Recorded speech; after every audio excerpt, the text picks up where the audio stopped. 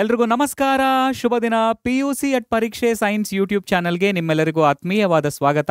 ನನ್ನ ಹೆಸರು ಆದರ್ಶ GS, ನಾನು ನಿಮ್ಮ ಬಯಾಲಜಿ ಲೆಕ್ಚರರ್. ಸೊ ಎಲ್ಲರೂ ಹೇಗಿದ್ದೀರಪ್ಪ? ಚೆನ್ನಾಗಿ ತಿನ್ಕೊಂಡು ಉಂಡ್ಕೊಂಡು ಆರಾಮಾಗಿದ್ದೀರಾ ಅಂತ ನಾನು ಭಾವಿಸ್ತಾ ಇದ್ದೀನಿ. ಇವತ್ತು ಏನು ವಿಶೇಷ ಸರ್? ಯಾವ ವಿಷಯದ ಬಗ್ಗೆ ನಾವು ಕಲಿತಾ ಇದ್ದೀವಿ? ಇವತ್ತು ನಾವು ಅದೇ ಆರ್ಗ್ಯಾನಿಸಮ್ ಆ್ಯಂಡ್ ಪಾಪ್ಯುಲೇಷನ್ ಚಾಪ್ಟರ್ನ ಸಮ್ಮರಿಯನ್ನು ನೋಡ್ತಾ KCET ಎಕ್ಸಾಮಿನೇಷನಲ್ಲಿ ಕೇಳಿರುವಂಥ ಒಂದಷ್ಟು ಪ್ರಶ್ನೆಗಳನ್ನು ಸಾಲ್ವ್ ಮಾಡ್ತಾ ಇದ್ದೀವಿ. ನಿಮಗೆಲ್ಲ ಗೊತ್ತಿರೋ ಹಾಗೆ ನಾವು ಯಾವುದೇ ಚಾಪ್ಟರ್ದು ಮೊದಲು ಏನು ಮಾಡ್ತೀವಿ? ಮೊದಲು ಒನ್ ಶಾರ್ಟ್ ವಿಡಿಯೋವನ್ನು ರಿಲೀಸ್ ಮಾಡ್ತೇವೆ. ಒನ್ ಶಾರ್ಟ್ ವಿಡಿಯೋ ಆದ ನಂತರ ಒನ್ ಶಾರ್ಟ್ ವಿಡಿಯೋದಲ್ಲಿ ನಮಗೆ ಏನು ಸಿಗುತ್ತೆ?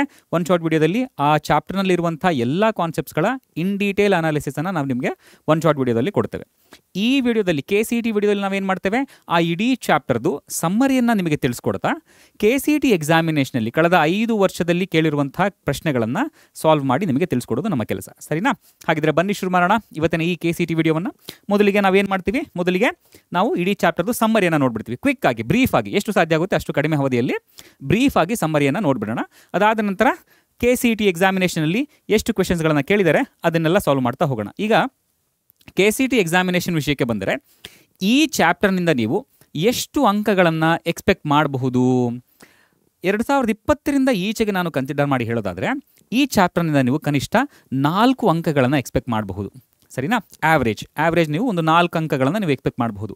ನಮ್ಮ ಹಳೆ ಸಿಲೆಬಸ್ ಏನಿತ್ತು 2022ರಿಂದ ಈಚೆಗೆ ಅಲ್ವಾ? ಅಂದರೆ 2022ರಿಂದ ಈಚೆಗಲ್ಲ, 2022 ಆದಮೇಲೆ ನಮ್ಮ ರ್ಯಾಷನಲೈಸ್ಡ್ ರಿವೈಸ್ಡ್ ಸಿಲೆಬಸ್ ಬಂತಲ್ವಾ?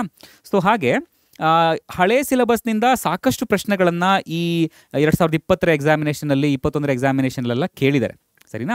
ರಿವೈಸ್ಡ್ ಸಿಲೆಬಸ್ ಏನಿದೆ, ಈಗ ನಾವು ಕರೆಂಟ್ ಓದ್ತಾ ಇರುವಂಥ ಸಿಲೆಬಸ್ ಏನಿದೆ, ಇಲ್ಲಿಂದ ಪ್ರಶ್ನೆಗಳು ಸ್ವಲ್ಪ ಕಡಿಮೆ ಬಂದಿದೆ. ಬಟ್ ಆದರೆ ಇತ್ತೀಚೆಗೆ 24-25ರಲ್ಲೆಲ್ಲ ನೀವು ನಮ್ಮ ರಿವೈಸ್ಡ್ ಸಿಲೆಬಸ್ನಲ್ಲಿ ಇರುವ ಏನು ಕಂಟೆಂಟ್ ಇದೆ ಅದರಿಂದನೇ ಕ್ವೆಶನ್ಸ್ಗಳು ಬಂದಿರೋದನ್ನು ನೀವು ಗಮನಿಸ್ಬೋದು, ಸರಿನಾ? ಸರಿಸುಮಾರು 3ರಿಂದ 4 2024-2025ರಲ್ಲಿ ನಿಮಗೆ 3-4 ಪ್ರಶ್ನೆಗಳು ಬಂದಿರೋದನ್ನು ನೀವು ಗಮನಿಸಬಹುದು ಈ ಚಾಪ್ಟರಿಂದ, ಸರಿನಾ? ಸೊ ಬನ್ನಿ ಶುರು ಮಾಡೋಣ. ಮೊದಲಿಗೆ ಸಮ್ಮರಿಯನ್ನು ನೋಡ್ಬಿಡೋಣ. ಮೊದಲಿಗೆ ಈ ಚಾಪ್ಟರ್ನಲ್ಲಿ ಏನು ಕಲಿತಾ ಇದ್ದೀವಿ? ನಾವು ಪಾಪ್ಯುಲೇಷನ್ ಬಗ್ಗೆ ತಿಳ್ಕೊಳ್ತಾ ಇದ್ದೀವಿ. ಈಗ ಪಾಪ್ಯುಲೇಷನ್ ಅಂತ ಹೇಳಿದರೆ ಏನು ನಿಮ್ಗೆ ಆಗಲೇ ತಿಳಿಸ್ಕೊಟ್ಟಿದ್ದೀನಿ. Population is nothing but what? Group of similar individuals. ಒಂದೇ ರೀತಿಯಾಗಿರುವಂತಹ ಜೀವಿಗಳ ಗುಂಪಿಗೆ ನಾವು ಪಾಪ್ಯುಲೇಷನ್ ಅಂತ ಹೇಳಿ ಕರೀತಾರೆ, ಸರಿನಾ?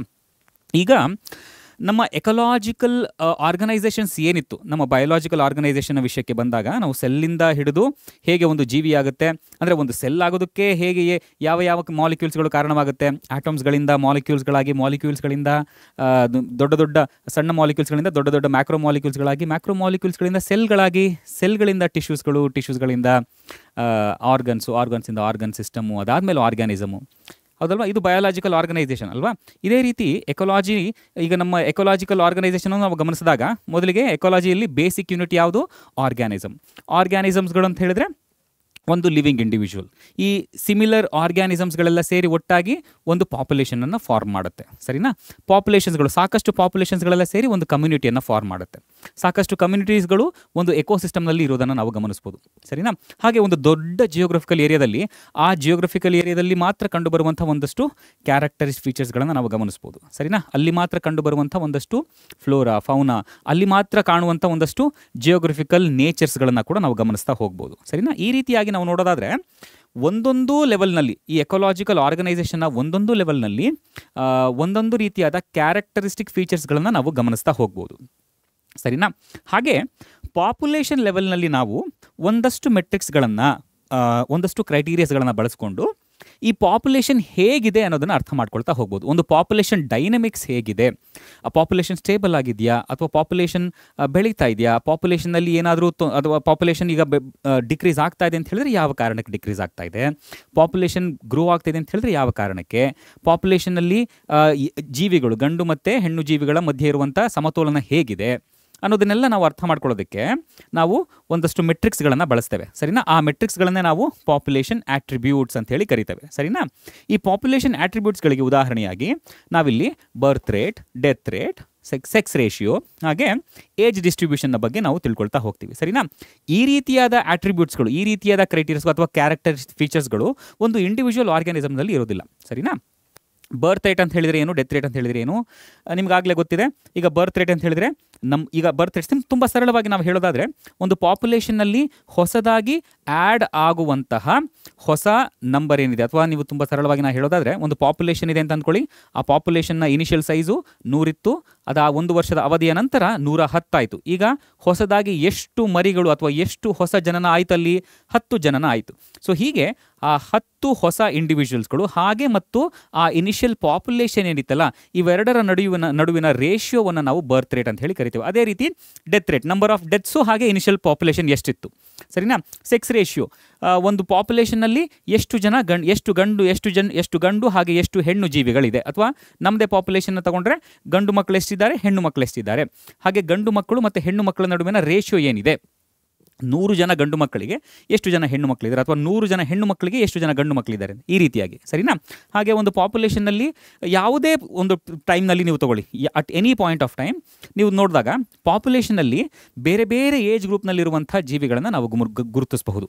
ನಮ್ಮ ಪಾಪ್ಯುಲೇಷನಲ್ಲೂ ಕೂಡ ಸಾಕಷ್ಟು ರೀತಿಯಾದ ವೇರಿಯೇಷನ್ಸ್ಗಳನ್ನು ನಾವು ಗಮನಿಸ್ಬೋದು. ಕೆಲವೊಂದು ಈ ಏಜ್ ಗ್ರೂಪನ್ನು ನಾವು, ಈ ಇಂಡಿವಿಜುವಲ್ಸ್ಗಳನ್ನು ನಾವು based on their reproductive ability, ಸಂತಾನೋತ್ಪತ್ತಿಯನ್ನು ನಡೆಸುವಂತಹ ಅವರ ಕ್ಷಮತೆಯ ಆಧಾರದ ಮೇಲೆ reproductive age group, pre reproductive age group, post reproductive age group ಅಂತ ಹೇಳಿ ವಿಂಗಡಿಸ್ತೇವೆ, ಸರಿನಾ. ಅದರ ಬಗ್ಗೆ ಕೂಡ ನಾವು ತಿಳ್ಕೊಳ್ತಾ ಹೋಗೋಣ.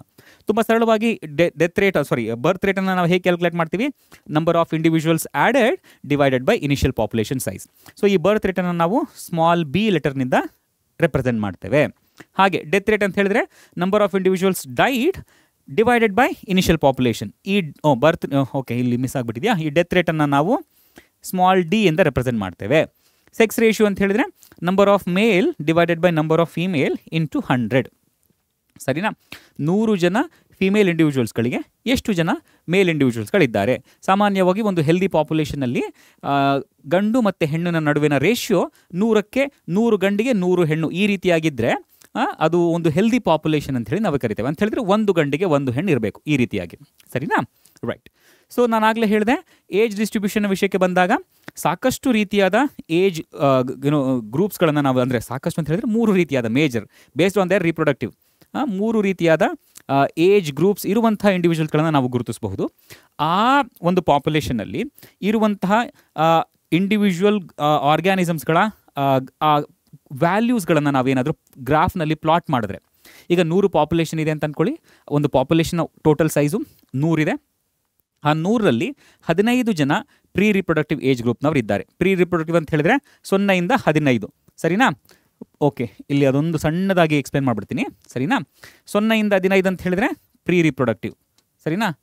14, 15 ಇದು ಪ್ರೀ ರಿಪ್ರೊಡಕ್ಟಿವ್. ಅದಾದಮೇಲೆ 15ರಿಂದ 45 ಇದು ರಿಪ್ರೊಡಕ್ಟಿವ್, ಸರಿನಾ. ಅದಾದಮೇಲೆ 45ಕ್ಕಿಂತ ಮೇಲ್ಪಟ್ಟು ಇದು ಪೋಸ್ಟ್ ರಿಪ್ರೊಡಕ್ಟಿವ್ ಏಜ್ ಗ್ರೂಪ್, ಸರಿನಾ. ಈ ಏಜ್ ಗ್ರೂಪ್ಗಳನ್ನು ನಾವು ಏನಾದರೂ ಈ ಏಜ್ ಗ್ರೂಪ್ನ ವ್ಯಾಲ್ಯೂಸ್ಗಳನ್ನು ನಾವೇನಾದರೂ ಗ್ರಾಫ್ನಲ್ಲಿ ಪ್ಲಾಟ್ ಮಾಡಿದ್ರೆ ನಮಗೆ ಈ ರೀತಿಯಾದ ಪಿರಮಿಡ್ಸ್ಗಳು ಸಿಗ್ತಾ ಹೋಗುತ್ತೆ, ಸರಿನಾ. ಈ ರೀತಿಯಾದ ಪಿರಮಿಡ್ಸ್ಗಳು, ಆ ಪಿರಮಿಡ್ಸ್ಗಳು ಟ್ರಯಾಂಗ್ಯುಲರ್ನಲ್ಲೇ ಇರಬೇಕು ಅಂತೇನಿಲ್ಲ, ಬೇರೆ ಬೇರೆ ಶೇಪ್ನಲ್ಲಿ ಕೂಡ ಇರುವಂಥದ್ದನ್ನು ನಾವು ಗಮನಿಸಬಹುದು, ಸರಿನಾ. ಸೊ ಇದನ್ನೇ ನಾವು ಏಜ್ ಪಿರಮಿಡ್ ಅಂತ ಹೇಳಿ ಕರಿತೇವೆ. ಪಿರಮಿಡ್ ಯಾವಾಗ ನಮಗೆ ಸಿಗುತ್ತೆ? Pyramid is obtained when the parent individuals, ಅಂದರೆ ಪೇರೆಂಟ್ ಅಲ್ಲ, percent individuals of a given age or age group is plotted for the population size, ಸರಿನಾ. ಈಗ ಒಂದು 100 ಜನ ಪಾಪ್ಯುಲೇಷನ್ ಇದೆ ಅಂತ ಅಂದ್ಕೊಳ್ಳಿ. ಈ ಕಡೆ ನಾವೇನು ತಗೊಳ್ತೇವೆ? ಪಾಪ್ಯುಲೇಷನ್ ಪರ್ಸೆಂಟೇಜನ್ನು ತಗೊಳ್ತೇವೆ. ಪರ್ಸೆಂಟೇಜ್ ಈ ಕಡೆಗೆ ಏಜ್ ಗ್ರೂಪು, ಮೇಲ್ಗಡೆಗೆ ವೈ ಆಕ್ಸಿಸ್ಗೆ ಏಜ್ ಗ್ರೂಪು. 0 ಇಂದ 100ಕ್ಕೆ ಈ ಕಡೆ 0 ಇಂದ 0, 15, ಸರಿನಾ, 35, 45, 60, ಅದಾದಮೇಲೆ ಇಲ್ಲಿ 90, ಮೇಲೆ 100, ಈ ರೀತಿಯಾಗಿ, ಸರಿನಾ. ಸೊ ಈ ರೀತಿಯಾಗಿ ನಾವು ಪ್ಲಾಟ್ ಮಾಡಿದಾಗ ನಮಗೆ ಸಿಗುವಂಥ ಈ 3 ರೀತಿಯಾದ ಪಿರಮಿಡ್ಸ್ಗಳನ್ನು ನಾವು ಸ್ಟಡಿ ಮಾಡೋದ್ರ ಮೂಲಕ ನಾವು ಏನು ಕಂಡುಕೊಳ್ಬಹುದು? Whether the population is growing, whether the population is stable, whether the population is reducing. ಒಂದು ಪಾಪ್ಯುಲೇಷನ್ ಬೆಳೀತಾ ಇದೆಯಾ, ಒಂದು ಪಾಪ್ಯುಲೇಷನ್ ನಿಂತಲ್ಲೇ ನಿಂತಿದೆ ಅಥವಾ ಸ್ಟೇಬಲ್ ಆಗಿದೆಯಾ, ಒಂದು ಪಾಪ್ಯುಲೇಷನ್ ಸೈಜ್ ಕಡಿಮೆ ಆಗ್ತಾ ಇದೆಯಾ ಅನ್ನೋದನ್ನು.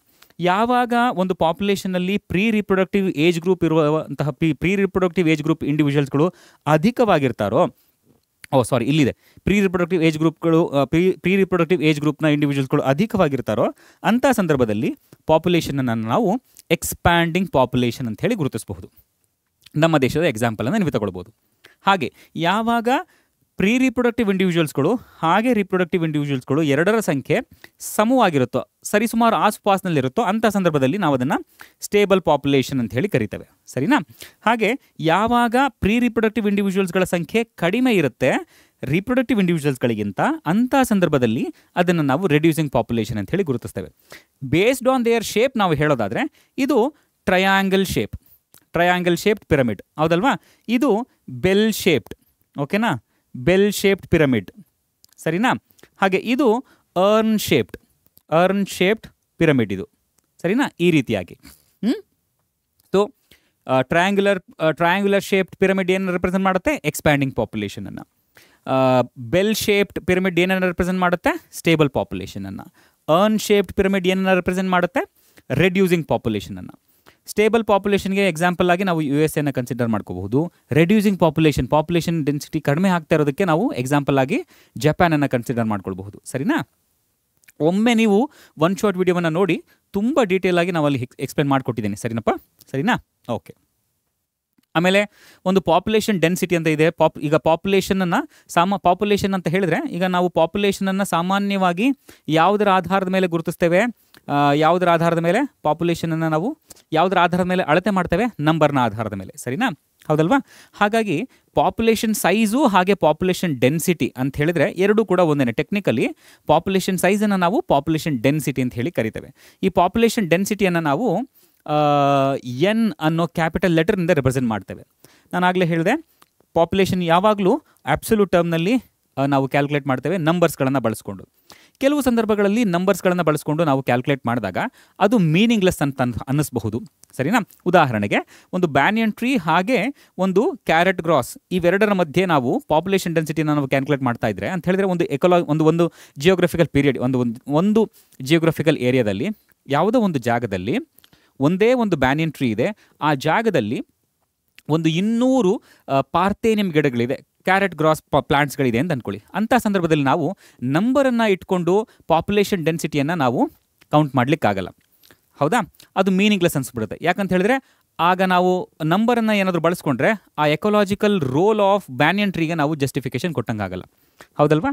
ಸೊ ಈಗ ನಾವು ಅದಕ್ಕೆ ಬದಲಾಗಿ ನಾವೇನಾದರೂ ಬಯೋಮಾಸನ್ನು ಕನ್ಸಿಡರ್ ಮಾಡಿಕೊಂಡ್ರೆ, ಆ ಒಟ್ಟು ತೂಕವನ್ನು ಕನ್ಸಿಡರ್ ಮಾಡಿಕೊಂಡ್ರೆ, ಬ್ಯಾನಿಯನ್ ಟ್ರೀ ಒಂದು ಟ್ರೀಗೆ ಎಷ್ಟು ಕ್ಯಾರೆಟ್ ಗ್ರಾಸ್ಗೆ ಹಾಕಿದ್ರೂ ಕೂಡ, ಅಂದರೆ 200 ಅಲ್ಲ 2000 ಕ್ಯಾರೆಟ್ ಗ್ರಾಸ್ ಹಾಕಿದ್ರೂ ಕೂಡ ಅದರ ತೂಕಕ್ಕೆ ಇದು ಸಮ ಆಗೋಲ್ಲ. ಹೌದಲ್ವಾ? ಅಂಥ ಸಂದರ್ಭದಲ್ಲಿ ನಾವು ಬಯೋಮಾಸನ್ನು ಬಳಸ್ಕೊಂಡು ಪಾಪ್ಯುಲೇಷನ್ ಡೆನ್ಸಿಟಿಯನ್ನು ಐಡೆಂಟಿಫೈ ಮಾಡ್ತೇವೆ. ಸರಿನಾ? ಸೊ ಇನ್ನು ಕೆಲವು ಸಂದರ್ಭಗಳಲ್ಲಿ ಪಾಪ್ಯುಲೇಷನ್ ಡೆನ್ಸಿಟಿಯನ್ನು ಕ್ಯಾಲ್ಕುಲೇಟ್ ಮಾಡಲಿಕ್ಕೆ ನಮಗೆ ಸಮಯ ಆಗದೆ ಇರಬಹುದಾಗಿರುವುದು, ಅಥವಾ ಇಂಪಾಸಿಬಲ್, ಎಣಿಸ್ಲಿಕ್ಕೆ ಆಗೋದೇ ಇಲ್ಲ ಅನ್ನೋಂಥ ಸಿಚುವೇಶನ್ ಇರಬಹುದು. ಅಂಥ ಸಂದರ್ಭದಲ್ಲಿ ನಾವೇನು ಮಾಡ್ತೇವೆ? ಆ್ಯಾವರೇಜ್ ಕ್ಯಾಲ್ಕುಲೇಷನ್ಗೆ ನಾವು ಅಡಾಪ್ಟ್ ಮಾಡ್ಕೊಳ್ತೇವೆ. ಅಂಥ ಸಂದರ್ಭದಲ್ಲಿ ರಿಲೇಟಿವ್ ಟರ್ಮ್ಸ್ಗಳನ್ನು ಬಳಸ್ಕೊಂಡು ನಾವು ಪಾಪ್ಯುಲೇಷನ್ ಡೆನ್ಸಿಟಿಯನ್ನು ಕ್ಯಾಲ್ಕುಲೇಟ್ ಮಾಡ್ತೇವೆ. ಉದಾಹರಣೆಗೆ ಒಂದು ಪಾಂಡ್ನಲ್ಲಿ ಮೀನಿನ ಡೆನ್ಸಿಟಿ ಎಷ್ಟಿದೆ ಅಂತ ಹೇಳಿ ನಾವು ಕಂಡುಹಿಡಲಿಕ್ಕೆ ಒಂದು ಸಾರಿ ಬಲೆ ಬೀಸಿ ನಾವು ಮೀನನ್ನು ತೆಗೆದುಕೊಂಡಾಗ ಆ ಬಲೆನಲ್ಲಿ ಎಷ್ಟು ಮೀನುಗಳು ಬರುತ್ತೆ ಅನ್ನೋದನ್ನು ಆಧಾರವಾಗಿಟ್ಕೊಂಡು ಅಲ್ಲಿನ ಮೀನಿನ ಆ ಪಾಪ್ಯುಲೇಷನ್ ಡೆನ್ಸಿಟಿ ಅಧಿಕವಾಗಿದೆಯೋ ಅಥವಾ ಕಡಿಮೆ ಇದೆಯೋ ಅಂಥೇಳಿ ನಾವು ಐಡೆಂಟಿಫೈ ಮಾಡ್ಬೋದು. ಹಾಗಾಗಿ ನಾವು ಕೆಲವು ಸಂದರ್ಭಗಳಲ್ಲಿ ರಿಲೇಟಿವ್ ಟರ್ಮ್ಸ್ಗಳನ್ನು ಬಳಸ್ಕೊಂಡು ಪಾಪ್ಯುಲೇಷನ್ ಡೆನ್ಸಿಟಿಯನ್ನು ಕ್ಯಾಲ್ಕುಲೇಟ್ ಮಾಡ್ತೇವೆ. ಸರಿನಾ? ಹೀಗೆ ಒಂದು ಪಾಪ್ಯುಲೇಷನ್ ಇದೆ, ಆ ಪಾಪ್ಯುಲೇಷನ್ ಸೈಜ್ನ ಮೇಲೆ ವ್ಯತ್ಯಾಸ ಏನಾದರೂ ಉಂಟಾದರೆ, ಆ ಪಾಪ್ಯುಲೇಷನ್ ಸೈಜ್ನಲ್ಲಿ ಏನಾದರೂ ವ್ಯತ್ಯಾಸ ಉಂಟಾದರೆ ನಮಗೇನು ಗೊತ್ತಾಗುತ್ತೆ? ಆ ಪಾಪ್ಯುಲೇಷನ್ ಬೆಳೀತಾ ಇದೆ ಅಥವಾ ಸ್ಟೇಬಲ್ ಆಗಿದೆ ಅಥವಾ ರೆಡ್ಯೂಸ್ ಆಗ್ತಾ ಇದೆ ಅಂಥೇಳಿ. ಸರಿನಾ? ಈಗ ನಾವು ಯಾವುದೇ ಒಂದು ಎಕೋಲಾಜಿಕಲ್ ಆಸ್ಪೆಕ್ಟನ್ನು ನಾವು ಸ್ಟಡಿ ಮಾಡಬೇಕು, ಅಧ್ಯಯನ ಮಾಡಬೇಕು ಅಂತ ಹೇಳಿದ್ರೆ ಅದನ್ನು ಸಾಮಾನ್ಯವಾಗಿ ಆ ಪಾಪ್ಯುಲೇಷನ್ ಸೈಜ್ನಲ್ಲಿ ಉಂಟಾಗುವಂತಹ ಚೇಂಜಸ್ಗಳನ್ನೇ ಗಮನದಲ್ಲಿಟ್ಕೊಂಡು ನಾವು ಅಧ್ಯಯನ ಮಾಡೋದು. ಸರಿನಾ? ಪಾಪ್ಯುಲೇಷನ್ ಸೈಜ್ನಲ್ಲಿ ಏನಾದರೂ ವ್ಯತ್ಯಾಸ ಆಗ್ತಾ ಇದೆಯಾ? ಸೈಜ್ ಇನ್ಕ್ರೀಸ್ ಆಗ್ತಾ ಇದೆಯಾ? ಏನಕ್ಕೆ ಇನ್ಕ್ರೀಸ್ ಆಗ್ತಾ ಇದೆ? ರಿಸೋರ್ಸಸ್ ಅಧಿಕವಾಗಿದೆಯಾ? ಪ್ರಿಡೇಷನ್ ಪ್ರೆಷರ್ ಕಡಿಮೆ ಇದೆಯಾ? ಅಥವಾ ಯಾವ ಕಾರಣಕ್ಕಾಗಿ ಪಾಪ್ಯುಲೇಷನ್ ಡೆನ್ಸಿಟಿ ಅನ್ನೋದು ಕಡಿಮೆ ಆಗ್ತಾ ಇದೆ? ಎಕ್ಸ್ಟ್ರೀಮ್ ಪ್ರಿಡೇಷನ್ ಪ್ರೆಷರ್ ಏನಾದರೂ ಇದೆಯಾ? ಅಥವಾ ಕಾಂಪಿಟೇಷನ್ ಇದೆಯಾ? ಈ ಥರದ್ದು ಎಲ್ಲ ಅಂಶಗಳನ್ನು ಅರ್ಥ ಮಾಡ್ಕೊಳ್ಳೋದಕ್ಕೆ ನಾವು ಪಾಪ್ಯುಲೇಷನ್ ಸೈಜ್ನಲ್ಲಿ ಉಂಟಾಗುವಂಥ ವೇರಿಯೇಷನ್ಸ್ಗಳನ್ನು ಅಬ್ಸರ್ವ್ ಮಾಡ್ತೇವೆ. ಸರಿನಾ? ಯಾವುದೋ ಒಂದು ಕೆಮಿಕಲ್ನ ಯೂಸೇಜ್ನ ನಂತರ, ಪೆಸ್ಟಿಸೈಡ್ನ ಅಪ್ಲಿಕೇಶನ್ ಮಾಡಿದ ನಂತರ ಆ ಪೆಸ್ಟಿಸೈಡ್ ಎಫೆಕ್ಟಿವ್ ಆಗಿದೆಯಾ ಇಲ್ವಾ ಅಂತ ತಿಳ್ಕೊಳ್ಳೋದಕ್ಕೂ ಕೂಡ ನಾವು ಪಾಪ್ಯುಲೇಷನ್ ಸೈಜನ್ನು ನಾವು ಕನ್ಸಿಡರ್ ಮಾಡ್ತೇವೆ. ಹೌದಲ್ವಾ? ಅಂದರೆ ಪಾಪ್ಯುಲೇಷನ್ ಸೈಜ್ನಲ್ಲಿ ಏನಾದರೂ ವ್ಯತ್ಯಾಸ ಆಗ್ತಾ ಇದೆ ಅಂತ ಹೇಳಿದ್ರೆ ನಮಗೆ ಗೊತ್ತಾಗುತ್ತೆ ಆ ವ್ಯತ್ಯಾಸ ಯಾವ ಕಾರಣದಿಂದ ಆಗುತ್ತೆ ಅಂತ. ಓಕೆನಾ. ಸೊ ಇಂಥ ಪಾಪ್ಯುಲೇಷನ್ ಡೆನ್ಸಿಟಿಯ ಮೇಲೆ ಸಾಮಾನ್ಯವಾಗಿ ಒಂದಷ್ಟು ಫ್ಯಾಕ್ಟರ್ಸ್ಗಳು ಅಫೆಕ್ಟ್ ಮಾಡೋದನ್ನು ನಾವು ಗಮನಿಸ್ಬೋದು. ಉದಾಹರಣೆಗೆ ಪ್ರಿಡೇಷನ್ ಪ್ರೆಷರ್ ಆಗಿರಬಹುದು, ಅವೈಲಬಿಲಿಟಿ ಆಫ್ ಫುಡ್ ಆಗಿರಬಹುದು, ಅಡ್ವರ್ಸ್ ವೆದರ್ ಆಗಿರಬಹುದು. ಈಗ ಯಾವುದಾದ್ರೂ ಒಂದು ಪಾಪ್ಯುಲೇಷನ್ ತುಂಬ ರ್ಯಾಪಿಡ್ ಆಗಿ ಕಡಿಮೆ ಆಗ್ತಾ ಇದೆ ಅಂತ ಹೇಳಿದ್ರೆ ಸರಿನಾ, ಅಲ್ಲಿ ಏನು ಕಾರಣ ಆಗಿರಬಹುದು? ಒಂದು ಉತ್ತಮವಾದ ಆಹಾರ ಸಿಗದೇ ಇರೋದು, ಹೌದಾ, ತುಂಬ ಕಡಿಮೆ ಆಗೋದಕ್ಕೆ, ಹೌದಾ. ಹಾಗೆ ಅಪ್ಪಿತಪ್ಪಿ ಏನಾದರೂ ಒಳ್ಳೆ ಆಹಾರ ಸಿಕ್ಬಿಟ್ರೆ ಪಾಪ್ಯುಲೇಷನ್ ಚೆನ್ನಾಗಿ ಗ್ರೋ ಆಗಿಬಿಡುತ್ತೆ. ರಿಸೋರ್ಸಸ್ಗಳು ಅಧಿಕವಾಗಿ ಸಿಕ್ಕರೆ ಪಾಪ್ಯುಲೇಷನ್ ಗ್ರೋ ಆಗ್ತಾ ಹೋಗ್ಬಿಡುತ್ತೆ, ಹೌದಲ್ವಾ. ಅದೇ ರೀತಿ ಪಾಪ್ಯುಲೇಷನ್ ಕಡಿಮೆ ಆಗ್ತಾ ಇದೆ ಅಂತ ಅಂದ್ಕೊಳ್ಳಿ, ಮೇ ಬಿ ಅಲ್ಲಿ ಪ್ರಿಡೇಷನ್ ಹೆಚ್ಚಿಗೆ ನಡೀತಾ ಇರಬಹುದು, ಹೌದಲ್ವಾ. ಪ್ರಿಡೇಷನ್ ಜಾಸ್ತಿ ಇದೆ ಅಂತ ಹೇಳಿದ್ರೆ ಪ್ರೇ ಪಾಪ್ಯುಲೇಷನ್ ಅನ್ನೋದು ನಿಧಾನವಾಗಿ ಕಡಿಮೆ ಆಗ್ತಾ ಬಂದ್ಬಿಡುತ್ತೆ, ಹೌದಾ. ಅಥವಾ ವೈಸ್ ವರ್ಸ, ಈಗ ನಾವು ಪ್ರೇ ಪಾಪ್ಯುಲೇಷನ್ ಜಾಸ್ತಿ ಆಗಿ ಹೋಗ್ತಾ ಇದೆ, ಆದರೆ ಏನಕ್ಕೆ ಕಾರಣ ಏನು? ಅಲ್ಲಿ ಪ್ರಿಡೇಷನ್ ಪ್ರೆಷರ್ ಇಲ್ಲವೇ ಇಲ್ಲ, ಪ್ರಿಡೇಟರ್ಸ್ಗಳೇ ಇಲ್ಲ, ಹಾಗಾಗಿ ಪ್ರೇ ಪಾಪ್ಯುಲೇಷನ್ ಜಾಸ್ತಿ ಆಗ್ತಾ ಹೋಗುತ್ತೆ, ಸರಿನಾ. ಹಾಗೆ ಏನಾದರೂ ಈಗ ಪಾಪ್ಯುಲೇಷನ್ ಪಾಪ್ಯುಲೇಷನ್ ಜಾಸ್ತಿ ಆಗ್ತಾ ಹೋದಷ್ಟು ರಿಸೋರ್ಸಸ್ಗಳಿಗೆ ಕಾಂಪಿಟೇಷನ್ ಉಂಟಾಗ್ಬಿಡುತ್ತೆ. ಆಗ ಕಾಂಪಿಟೇಷನ್ನಲ್ಲಿ ಏನು, ಯಾರ ಬಳಿ ಫೇವರಬಲ್ ಕ್ಯಾರೆಕ್ಟರ್ಸ್ ಇರುತ್ತೋ, ಯಾರು ಸ್ಟ್ರಾಂಗೆಸ್ಟ್ ಆಗಿರ್ತಾರೋ ಅವರು ಉಳ್ಕೊಳ್ತಾರೆ, ವೀಕರ್ ಆರ್ಗನಿಸಮ್ಸ್ಗಳು ಸತ್ತೋಗ್ಬಿಡ್ತವೆ. ಇದನ್ನು ನಾವು ಸರ್ವೈವಲ್ ಆಫ್ ದ ಫಿಟ್ಟೆಸ್ಟ್ನಲ್ಲಿ ಕಲ್ತಿದ್ದೇವೆ. ಡಾರ್ವಿನ್ ಅವರು ಎಕ್ಸ್ಪ್ಲೇನ್ ಮಾಡಿದಂತಹ ಸರ್ವೈವಲ್ ಆಫ್ ದ ಫಿಟ್ಟೆಸ್ಟ್ ಅಲ್ವಾ, ನ್ಯಾಚುರಲ್ ಸೆಲೆಕ್ಷನ್ನಲ್ಲಿ, ಓಕೆನಾ. ಅಥವಾ ಕೆಲವು ಸಂದರ್ಭಗಳಲ್ಲಿ ಅಡ್ವರ್ಸ್ ವೆದರ್ನಿಂದಾಗಿ ಯಾವುದೋ ಒಂದು ಕಾರಣದಿಂದಾಗಿ ರೋಗಗಳು ಬಂತು, ಅಥವಾ ಎಕ್ಸ್ಟ್ರೀಮ್ ಹ್ಯಾಬಿಟೇಟ್, ಯಾವುದೋ ಒಂದು ಕಾರಣಕ್ಕೆ ಬರಗಾಲನೋ ಅಥವಾ ಇನ್ಯಾವುದೋ ಕಾರಣಕ್ಕೆ ಎಕ್ಸ್ಟ್ರೀಮ್ ಹ್ಯಾಬಿಟೇಟ್ಸ್ಗಳು, ಎಕ್ಸ್ಟ್ರೀಮ್ ಚೇಂಜ್ ಇನ್ ವೆದರ್ ಆಯಿತು, ಅಥವಾ ರೋಗಗಳು ಬಂದವು. ಇಂಥ ಸಂದರ್ಭದಲ್ಲೂ ಕೂಡ ಪಾಪ್ಯುಲೇಷನ್ ಡೆನ್ಸಿಟಿ ಅನ್ನೋದು ಡಿಕ್ರೀಸ್ ಆಗುವಂಥ ಸಾಧ್ಯತೆಗಳಿರುತ್ತೆ, ಹೌದಾ. ಅದು ಯಾವುದು ಇಲ್ಲ, ಅಡ್ವರ್ಸ್ ಎಫೆಕ್ಟ್ ಯಾವುದು ಇಲ್ಲ ಅಂತ ಹೇಳಿದ್ರೆ ಪಾಪ್ಯುಲೇಷನ್ ಚೆನ್ನಾಗಿ ಬೆಳೆಯುತ್ತೆ, ಪಾಪ್ಯುಲೇಷನ್ ಗ್ರೋತ್ ಅನ್ನೋದು ಚೆನ್ನಾಗಿ ಆಗುತ್ತೆ ಅನ್ನೋದು ನಾವಿಲ್ಲಿ ಗಮನಿಸಬೇಕು, ಸರಿನಾ. ರೈಟ್. ಹಾಗೆ ಈಗ ಪಾಪ್ಯುಲೇಷನ್ ಗ್ರೋತ್ನ ನಾವು ವಿಷಯಕ್ಕೆ ಬಂದಾಗ ಅಂದರೆ ಈ ಪಾಪ್ಯುಲೇಷನ್ ಡೆನ್ಸಿಟಿನಲ್ಲಿ ಯಾವ ಅಂಶಗಳು ಪಾಪ್ಯುಲೇಷನ್ ಡೆನ್ಸಿಟಿಯನ್ನು ಹೆಚ್ಚು ಮಾಡಲಿಕ್ಕೆ ಕಾರಣ ಆಗುತ್ತೆ, ಯಾವ ಅಂಶಗಳು ಪಾಪ್ಯುಲೇಷನ್ ಡೆನ್ಸಿಟಿಯನ್ನು ಕಡಿಮೆ ಮಾಡಲಿಕ್ಕೆ ಕಾರಣ ಆಗುತ್ತೆ ಅನ್ನೋದನ್ನು ಅರ್ಥ ಮಾಡ್ಕೊಂಬರೋಣ. ಸೊ ಈಗ ಒಂದು ಪಾಪ್ಯುಲೇಷನ್ ಡೆನ್ಸಿಟಿಯ ಮೇಲೆ ಅಫೆಕ್ಟ್ ಮಾಡುವಂಥ ಒಂದಷ್ಟು ಫ್ಯಾಕ್ಟರ್ಸ್ಗಳ ಬಗ್ಗೆ ನಾವು ತಿಳ್ಕೊಳ್ತಾ ಹೋಗೋಣ. ಒಂದು ಪಾಪ್ಯುಲೇಷನ್ ಡೆನ್ಸಿಟಿ ಜಾಸ್ತಿ ಆಗ್ತಾ ಇದೆ ಅಂತ ಹೇಳಿದ್ರೆ ಅದಕ್ಕೆ ಏನು ಕಾರಣ, ಪಾಪ್ಯುಲೇಷನ್ ಡೆನ್ಸಿಟಿ ಕಡಿಮೆ ಆಗ್ತಾ ಇದೆ ಅಂತ ಹೇಳಿದ್ರೆ ಅದಕ್ಕೆ ಏನು ಕಾರಣ ಇರಬಹುದು. ಇಲ್ಲಿ ಒಂದಷ್ಟು ಮೇಜರ್ ಫ್ಯಾಕ್ಟರ್ಸ್ಗಳು, ಅದನ್ನು ಅಫೆಕ್ಟ್ ಮಾಡುವಂಥ ಒಂದಷ್ಟು ಮೇಜರ್ ಫ್ಯಾಕ್ಟರ್ಸ್ಗಳನ್ನು ನಾವು ಗುರುತಿಸಿದ್ದೇವೆ. ಉದಾಹರಣೆಗೆ ಇಲ್ಲಿ ನೇಟಾಲಿಟಿ, ಮೋರ್ಟಾಲಿಟಿ, ಎಮಿಗ್ರೇಷನ್ ಅಂತ ಹೇಳಿ ಕರೆಯುವಂಥ ಒಂದಷ್ಟು ಫ್ಯಾಕ್ಟರ್ಸ್ಗಳನ್ನು ನಾವಿಲ್ಲಿ ಕಾಣಬಹುದು, ಸರಿನಾ. ಇಲ್ಲಿ ನೇಟಾಲಿಟಿ ಅಂತ ಹೇಳಿದ್ರೆ ಏನು? Natality is nothing but what? Number of births. ಒಂದು ಗಿವೆನ್ ಪೀರಿಯಡ್ನಲ್ಲಿ ಎಷ್ಟು ಹೊಸ ಇಂಡಿವಿಜುವಲ್ಸ್ಗಳು ಆ ಪಾಪ್ಯುಲೇಷನ್ನಲ್ಲಿ ಆ್ಯಡ್ ಆಗಿದ್ದಾವೆ ಬೈ ಬರ್ತ್ ಅಂತ ಹೇಳಿ, ಸರಿನಾ. ಇಲ್ಲಿ ನೆಟಾಲಿಟಿಯನ್ನು ನಾವು ಕ್ಯಾಪಿಟಲ್ ಬಿ ಲೆಟರ್ನಿಂದ ರೆಪ್ರೆಸೆಂಟ್ ಮಾಡ್ತಾ ಇದ್ವಿ. ಅಲ್ಲಿ ನಾವು ಬರ್ತ್ ರೇಟ್ನ ನಾವು ಕಲ್ತ್ವಲ್ಲಪ್ಪ, ಆ ಬರ್ತ್ ರೇಟ್ನಲ್ಲಿ ನಾವು ಏನು ರೆಪ್ರೆಸೆಂಟ್ ಮಾಡ್ತಾ ಇದ್ವಿ? ಸ್ಮಾಲ್ ಬಿ ಲೆಟರ್ನ ನಾವು ಬಳಸ್ಕೊಂಡು ಬರ್ತ್ ರೇಟನ್ನು ರೆಪ್ರೆಸೆಂಟ್ ಮಾಡ್ತಾ ಇದ್ವಿ ಅಲ್ವಾ. ತುಂಬ ಸರಳವಾಗಿ ನಿಮಗೆ ಎಕ್ಸಾಂಪಲ್ ಕೊಟ್ಟನ ಅಥವಾ ಮರ್ತುಬಿಟ್ನಾ? ಈಗ ಬರ್ತ್ ರೇಟನ್ನು ನಾವು ಹೇಗೆ ಕ್ಯಾಲ್ಕುಲೇಟ್ ಮಾಡ್ತೀವಪ್ಪ? ಬರ್ತ್ ರೇಟನ್ನು ನಾವು ಹೇಗೆ ಕ್ಯಾಲ್ಕುಲೇಟ್ ಮಾಡ್ತೀವಿ? Number of individuals added by birth, okay, divided by initial population. ಒಂದು ಪಾಪ್ಯುಲೇಷನ್ ಇದೆ, ಆ ಪಾಪ್ಯುಲೇಷನ್ನ ಇನಿಷಿಯಲ್ ಸೈಜ್ ಎಷ್ಟಿದೆ? ಒಂದು 20 ಇದೆ ಅಂತ ಅಂದ್ಕೊಳ್ರಪ್ಪ, ಸರಿನಾ. ಒಂದು 20 ಇದೆ. ಒಂದು ವರ್ಷ ಅವಧಿನಲ್ಲಿ ಆ ಪಾಪ್ಯುಲೇಷನಲ್ಲಿ ಎಷ್ಟು ಹೊಸ ಇಂಡಿವಿಜುವಲ್ಸ್ಗಳು ಆ್ಯಡ್ ಆದವು? ಫಾರ್ ಎಕ್ಸಾಂಪಲ್ ಒಂದು 6 ಹೊಸ ಇಂಡಿವಿಜುವಲ್ಸ್ಗಳು ಆ ಪಾಪ್ಯುಲೇಷನ್ನಲ್ಲಿ ಆ್ಯಡ್ ಆಗಿದೆ ಅಂತ ಅಂದ್ಕೊಳ್ಳಿ, ಸರಿನಾ. ಸೊ 6 ಡಿವೈಡೆಡ್ ಬೈ 20, ಸರಿನಾ. ಸೊ ನಾನು ಈ ಕಡೆ ತೊಗೊಂಬೋಣ, 2 3 6 ಅಲ್ವಾ. So 0.3 individuals per capita per year ಅಂತ ಹೇಳಿ ನಾವು ಕ್ಯಾಲ್ಕುಲೇಟ್ ಮಾಡ್ತೀವಿ ಯಾವಾಗಲೂ, ಸರಿನಾ. ಪರ್ ಕ್ಯಾಪಿಟಾ ಅಂತ ಹೇಳಿದ್ರೆ ಇಲ್ಲಿ 6 ಹೊಸ ಇಂಡಿವಿಜುವಲ್ಸ್ಗಳು ಬರಲಿಕ್ಕೆ ಎಷ್ಟು ಆ ಇನಿಷಿಯಲ್ ಪಾಪ್ಯುಲೇಷನ್ ಇದ್ದ ಎಲ್ಲ ಇಂಡಿವಿಜುವಲ್ಸ್ಗಳಿಂದ ಎಷ್ಟು ಕಾಂಟ್ರಿಬ್ಯೂಷನ್ ಆಗಿದೆ ಅಂತ ಹೇಳಿ ಅತ್ಲ ಆ ರೀತಿಯಾಗಿ ನಾವಿಲ್ಲಿ ಕ್ಯಾಲ್ಕುಲೇಟ್ ಮಾಡ್ತೀವಿ, ಸರಿನಾ. ಸೊ ಇದು ಒಂದು ರೀತಿಯಲ್ಲಿ ಇಲ್ಲಿ ನಾವು ನೇರವಾಗಿ ಎಷ್ಟು ಹೊಸ ಇಂಡಿವಿಜುವಲ್ಸ್ಗಳು ಆ್ಯಡ್ ಆಗಿದೆ ಅಂತ ಹೇಳಿ ಕ್ಯಾಲ್ಕುಲೇಟ್ ಮಾಡ್ತಾ ಇಲ್ಲ ಅಲ್ವಾ. ಸೊ ಅದೇ ರೀತಿ ಡೆತ್ ರೇಟನ್ನು ಕೂಡ, ಈಗ ಯಾವುದೋ ಒಂದು ಇಂಡಿವಿಜುವಲ್ ಇದೆ, ಒಂದು ಪಾಪ್ಯುಲೇಷನ್ ಇದೆ, ಆ ಪಾಪ್ಯುಲೇಷನ್ನ ಇನಿಷಿಯಲ್ ಸೈಜ್ ಎಷ್ಟಿದೆ? ಒಂದು 40 ಇದೆ, ಸರಿನಾ. ಆ 40 ಇದೆ, 40ರಲ್ಲಿ ಒಂದು ವಾರ ಅವಧಿನಲ್ಲಿ ಅಥವಾ ಒಂದು ಗಿವನ್ ಪೀರಿಯಡ್ನಲ್ಲಿ 4 ಇಂಡಿವಿಜುವಲ್ಸ್ಗಳು ಸತ್ತೋಯ್ತು. ಎಷ್ಟು ಮೈನಸ್ ಆಯಿತು? 4 ಮೈನಸ್ ಆಯ್ತಲ್ವಾ. So again 4 divided by 40 is equal to 0.1, ಹೌದಾ. 0.1 individuals per capita per year ಅಥವಾ ಪರ್ ವೀಕ್ ಅಂತ ಹೇಳಿ ನಾವು ಕ್ಯಾಲ್ಕುಲೇಟ್ ಮಾಡ್ತೇವೆ, ಸರಿನಾ. ಡೆತ್ ರೇಟನ್ನು ಕೂಡ ಅರ್ಥ ಆಗ್ತಿದೆಯಪ್ಪ. ಸೊ ಈ ರೀತಿ ಅಲ್ಲಿ ನಾವು ನೆಟಾಲಿಟಿಯನ್ನು ನಾವು ಕ್ಯಾಲ್ಕುಲೇಟ್ ಮಾಡಬೇಕಾದ್ರೆ of course we are talking about berths, number of berths ಅಂತೇಳಿ ನಾವಿಲ್ಲಿ ಕನ್ಸಿಡರ್ ಮಾಡ್ತೇವೆ, ಓಕೆನಾ. ನಂಬರ್ ಆಫ್ ಬರ್ತ್ ಇಲ್ಲಿ ಸರಿನಾ. ಹಾಗೆ ನಂಬರ್ ಆಫ್ ಡೆತ್, ಒಂದು ಪಾಪ್ಯುಲೇಷನ್ ಇದೆ, ಆ ಪಾಪ್ಯುಲೇಷನ್ನ ಸೈಜ್ ಈಗ 100 ಇತ್ತು, ಒಂದು ವರ್ಷ ಅವಧಿನಲ್ಲಿ 110 ಆಯಿತು. ಎಷ್ಟು ಈಗ ನಂಬರ್ ಆಫ್ ಬರ್ತ್ಸ್ ಎಷ್ಟು, ಅಬ್ಸಲ್ಯೂಟ್ ನಂಬರ್ ಎಷ್ಟು ಅಲ್ಲಿ 10. ಓಕೆನಾ, ಅದನ್ನು ನಾವು ನೆಟಾಲಿಟಿ ಅಂತ ಹೇಳಿ ಕರಿತೇವೆ. ಒಂದು ಪಾಪ್ಯುಲೇಷನ್ 100 ಇತ್ತು, ಒಂದು ವರ್ಷದ ಅವಧಿ ನಂತರ ಪಾಪ್ಯುಲೇಷನ್ ಸೈಜು 80 ಆಯಿತು. ಮೋರ್ಟಾಲಿಟಿನಲ್ಲಿ ನಂಬರ್ ಆಫ್ ಡೆತ್ಸ್ ಎಷ್ಟು 20. ಸರಿನಾ. ಈಗ ಮೋರ್ಟಾಲಿಟಿ ಅಂತ ಹೇಳಿದ್ರೆ ಅಗೈನ್ ನಂಬರ್ ಆಫ್ ಡೆತ್ಸ್, ಹೇಗೆ ನಂಬರ್ ಆಫ್ ಬರ್ತ್ಸ್ನ ಕ್ಯಾಲ್ಕುಲೇಟ್ ಮಾಡ್ತೀವಿ ಹಾಗೆ ನಂಬರ್ ಆಫ್ ಡೆತ್ ಇದು ಸರಿನಾ, ನಂಬರ್ ಆಫ್ ಡೆತ್. ಹಾಗೆ ಇನ್ನೊಂದು ಅಂಶವನ್ನು ಗಮನಿಸಿ, ಇಮಿಗ್ರೇಷನ್ ಅಂತ ಹೇಳಿ ಒಂದಿದೆ. ಇಮಿಗ್ರೇಷನನ್ನು ನಾವು ಐ ಲೆಟರಿಂದ ರೆಪ್ರೆಸೆಂಟ್ ಮಾಡ್ತೇವೆ. ಇಮಿಗ್ರೇಷನ್ ಅಂತ ಹೇಳಿದ್ರೆ number of individuals that are added to a population from elsewhere, ಬೇರೆ ಕಡೆಯಿಂದ ಬಂದು ಒಂದು ಪಾಪ್ಯುಲೇಷನ್ಗೆ ಸೇರಿಕೊಂಡಂತಹ ಒಂದಷ್ಟು ಸ್ಪೀಷೀಸ್ಗಳು ಸರಿನಾ, ಅಂದರೆ ಒಂದಷ್ಟು ಇಂಡಿವಿಜುವಲ್ ಆರ್ಗ್ಯಾನಿಸಮ್ಸ್ಗಳು, ಅದು ಒಂದೇ ಸ್ಪೀಷೀಸ್ನವರು, ಹೌದಲ್ವಾ. ಸೊ ಅವರನ್ನು ನಾವು ಆ ಕೌಂಟನ್ನು ನಾವು ಇಮಿಗ್ರೇಷನಲ್ಲಿ ತಗೊಳ್ತೇವೆ. ಹಾಗೆ ಒಂದು ಪಾಪ್ಯುಲೇಷನನ್ನು ಬಿಟ್ಟು ಹೋದಂಥ ಜೀವಿಗಳನ್ನು ನಾವು ಇಮಿಗ್ರೇಷನಲ್ಲಿ ತಗೊಳ್ತೇವೆ. ಅಂತ ಹೇಳಿದ್ರೆ ಎಮಿಗ್ರೇಷನ್ ಅಂತ ಹೇಳಿದ್ರೆ ಒಂದು ಪಾಪ್ಯುಲೇಷನ್ ಇದೆ, ಆ ಪಾಪ್ಯುಲೇಷನ್ನ ಬಿಟ್ಟು ಬೇರೆ ಇನ್ನೆಲ್ಲೋ ಹೋಗ್ತಾ ಇರುವಂಥ ಒಂದು ಪ್ರಕ್ರಿಯೆಗೆ ನಾವು ಎಮಿಗ್ರೇಷನ್ ಅಂತ ಹೇಳಿ ಕರಿತೇವೆ ಸರಿನಾ. ಇಲ್ಲಿ ನೀವು ಗಮನಿಸಬೇಕಾಗಿರೋ ಒಂದು ಅಂಶ ಅಂತ ಹೇಳಿದ್ರೆ, ಪಾಪ್ಯುಲೇಷನ್ ಡೆನ್ಸಿಟಿಗೆ ಇಮಿಗ್ರೇಷನ್ ಹಾಗೆ ನೆಟಾಲಿಟಿ ಎರಡೂ ಕೂಡ ಪಾಸಿಟಿವ್ ಇಂಪ್ಯಾಕ್ಟನ್ನು ಮಾಡುತ್ತೆ. ಇಮಿಗ್ರೇಷನ್ ಜಾಸ್ತಿ ಇದೆ, ನೆಟಾಲಿಟಿ ಜಾಸ್ತಿ ಇದೆ, ನಂಬರ್ ಆಫ್ ಬರ್ತ್ಸ್ ಜಾಸ್ತಿ ಇದೆ ಅಂತ ಹೇಳಿದ್ರೆ ಒಂದು ಪಾಪ್ಯುಲೇಷನ್ ಅನ್ನೋದು ಗ್ರೋ ಆಗ್ತಾ ಹೋಗುತ್ತೆ. ಹಾಗೆ ನಂಬರ್ ಆಫ್ ಡೆತ್ಸ್ ಜಾಸ್ತಿ ಇದೆ, ಹಾಗೆ ಇಮಿಗ್ರೇಟಿಂಗ್ ಇಂಡಿವಿಜುವಲ್ಸ್ ಜಾಸ್ತಿ ಇದ್ದಾರೆ ಅಂತ ಹೇಳಿದ್ರೆ ಅಂಥ ಸಂದರ್ಭದಲ್ಲಿ ಪಾಪ್ಯುಲೇಷನ್ ಡೆನ್ಸಿಟಿ ಅನ್ನೋದು ಕಡಿಮೆ ಆಗ್ತಾ ಹೋಗುತ್ತೆ. ಹಾಗಾಗಿ ಮೋರ್ಟಾಲಿಟಿ ಮತ್ತು ಎಮಿಗ್ರೇಷನ್ ಎರಡೂ ಕೂಡ ಪಾಪ್ಯುಲೇಷನ್ ಡೆನ್ಸಿಟಿಯ ಮೇಲೆ ನೆಗೆಟಿವ್ ಇಂಪ್ಯಾಕ್ಟ್ ಮಾಡೋದನ್ನು ನಾವಿಲ್ಲಿ ಗಮನಿಸಬಹುದು. ಸೊ ಹೀಗೆ ನಾವು ಯಾವುದೋ ಒಂದು ಟೈಮ್ ಪೀರಿಯಡ್ನಲ್ಲಿ ಪಾಪ್ಯುಲೇಷನ್ ಡೆನ್ಸಿಟಿಯನ್ನು ಕ್ಯಾಲ್ಕುಲೇಟ್ ಮಾಡಬೇಕು ಅಂತ ಹೇಳಿದ್ರೆ ನಾವು ಈ ಫಾರ್ಮುಲಾವನ್ನು ಬಳಸಿಕೊಂಡು ಕ್ಯಾಲ್ಕುಲೇಟ್ ಮಾಡಬಹುದು. ಇದು ಕೂಡ ಎಕ್ಸಾಮಿನೇಷನಲ್ಲಿ ಉಪಯೋಗಕ್ಕೆ ಬರುತ್ತೆ. ಈಗ ನಾವು ಈ population density at time t+1 is equal to ಯಾವ ರೀತಿ ಕ್ಯಾಲ್ಕುಲೇಟ್ ಮಾಡ್ತೀವಿ, population density at time T ಅಥವಾ ಇನಿಷಿಯಲ್ ಟೈಮ್ 0 ಅಂತ ಅಂದ್ಕೊಳ್ಳಿ, ಪ್ಲಸ್ B+I ಅಂತ ಹೇಳಿದ್ರೆ birth rate plus immigration minus death rate plus emigration.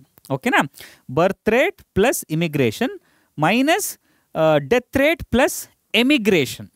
ಓಕೆನಾ, ಈ ರೀತಿಯಾಗಿ ನಾವು ಒಂದು ಪಾಪ್ಯುಲೇಷನ್ ಡೆನ್ಸಿಟಿಯನ್ನು ಅಟ್ ಟೈಮ್ t+1, ಓಕೆನಾ, ಟೈಮ್ ಟಿ ಇನಿಷಿಯಲ್ ಟೈಮ್ಗೆ +1 ಇಯರ್ ಅಂತ ಅಂದ್ಕೊಳ್ಳಿ, ಆ ರೀತಿಯಾಗಿ ಸರಿನಾ, ಈ ರೀತಿಯಾಗಿ ನಾವು ಕ್ಯಾಲ್ಕುಲೇಟ್ ಮಾಡಬಹುದು. ಅರ್ಥ ಆಗ್ತಿದೆಯಪ್ಪ. ಸೊ ಈಗ ಪಾಪ್ಯುಲೇಷನ್ ಗ್ರೋ ಆಗುವಾಗ ಸಾಮಾನ್ಯವಾಗಿ ಎರಡು ರೀತಿಯಾದ ಪ್ರಿಡಿಕ್ಟಬಲ್ ಪ್ಯಾಟರ್ನ್ಸ್ಗಳನ್ನು ನಾವು ಗಮನಿಸಬಹುದು. ಯಾವಾಗ again based on there resources availability ಆಗಿರ್ಬೋದು, ಅಥವಾ ಆ ಪಾಪ್ಯುಲೇಷನ್ ಮೇಲೆ ಎಫೆಕ್ಟ್ ಮಾಡ್ತಿರುವಂಥ ಆ ಫ್ಯಾಕ್ಟರ್ಸ್ಗಳು ನಾವೇನು ಕಲ್ತ್ವಲ್ಲ, ಅವೈಲಬಿಲಿಟಿ ಆಫ್ ಫುಡ್ ಆಗಿರಬಹುದು, ಅಡ್ವರ್ಸ್ ವೆದರ್ ಆಗಿರಬಹುದು, ಪ್ರಿಡೇಷನ್ ಪ್ರೆಷರ್ ಆಗಿರ್ಬೋದು, ಈ ರೀತಿಯಾದ ಫ್ಯಾಕ್ಟರ್ಸ್ಗಳೆಲ್ಲ ಅಫೆಕ್ಟ್ ಮಾಡ್ತಾ ಇದೆ ಅಂತ ಅಂದ್ಕೊಳ್ಳಿ. ಯಾವಾಗ ಈ ಫ್ಯಾಕ್ಟರ್ಸ್ಗಳು ಅಫೆಕ್ಟ್ ಮಾಡ್ತಾ ಇದೆ, ಅಡ್ವರ್ಸ್ ಎಫೆಕ್ಟ್ ಮಾಡ್ತಾ ಇದೆ ಅಥವಾ ಪಾಸಿಟಿವ್ ಆಗಿ ಎಫೆಕ್ಟ್ ಮಾಡ್ತಾ ಇದೆ ಅಂತ ಅಂದ್ಕೊಳ್ಳಿ. ಎರಡೂ ಸಂದರ್ಭಗಳಲ್ಲಿ ಯಾವ ರೀತಿಯಾಗಿ ಪಾಪ್ಯುಲೇಷನ್ ಗ್ರೋ ಆಗುತ್ತೆ ಅನ್ನೋದನ್ನು ಅರ್ಥ ಮಾಡ್ಕೊಂಡ್ಬಿಡೋಣ.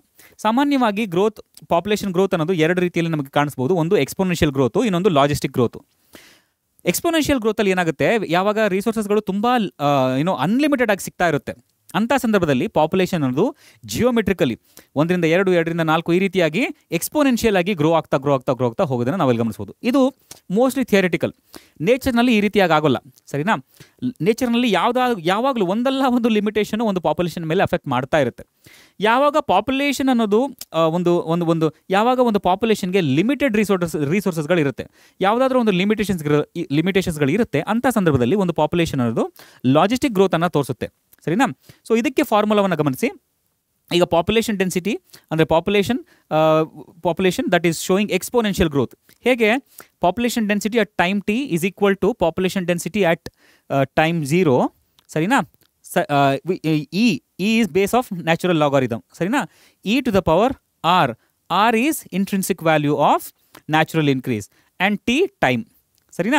ನೀನು ಅಲ್ಲಿಗೆ ಆ ಫಾರ್ಮುಲಾವನ್ನು ಕೂಡ ಎಕ್ಸ್ಪ್ಲೇನ್ ಮಾಡ್ಕೊಟ್ಟಿದ್ದೀನಿ ತುಂಬ ಡೀಟೇಲ್ ಆಗಿ, ಒನ್ ಶಾಟ್ನಲ್ಲಿ ಗಮನಿಸಬಹುದು.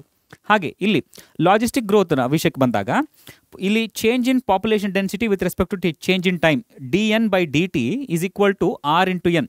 ಇದನ್ನು ನಾವಿಲ್ಲಿ ಇದೇ ಫಾರ್ಮುಲಾವನ್ನು ನಾವು ಇಲ್ಲೂ ಕೂಡ ಬಳಸ್ತೀವಿ. ಓಕೆನಾ, ಅದನ್ನು ನಾವು ಇಂಟಿಗ್ರೇಷನ್ ಮಾಡಿದ್ರೆ, ವ್ಯಾಲ್ಯೂಸ್ಗಳನ್ನು ತಗೊಂಡು ಇಂಟಿಗ್ರೇಷನ್ ಮಾಡಿದ್ರೆ ನಮಗೆ ಈ ಫಾರ್ಮುಲಾ ಸಿಗುತ್ತೆ ಅಂತೇಳಿ ನಾವು ಕಲ್ತಿದ್ದೀವಿ ಸರಿನಾ.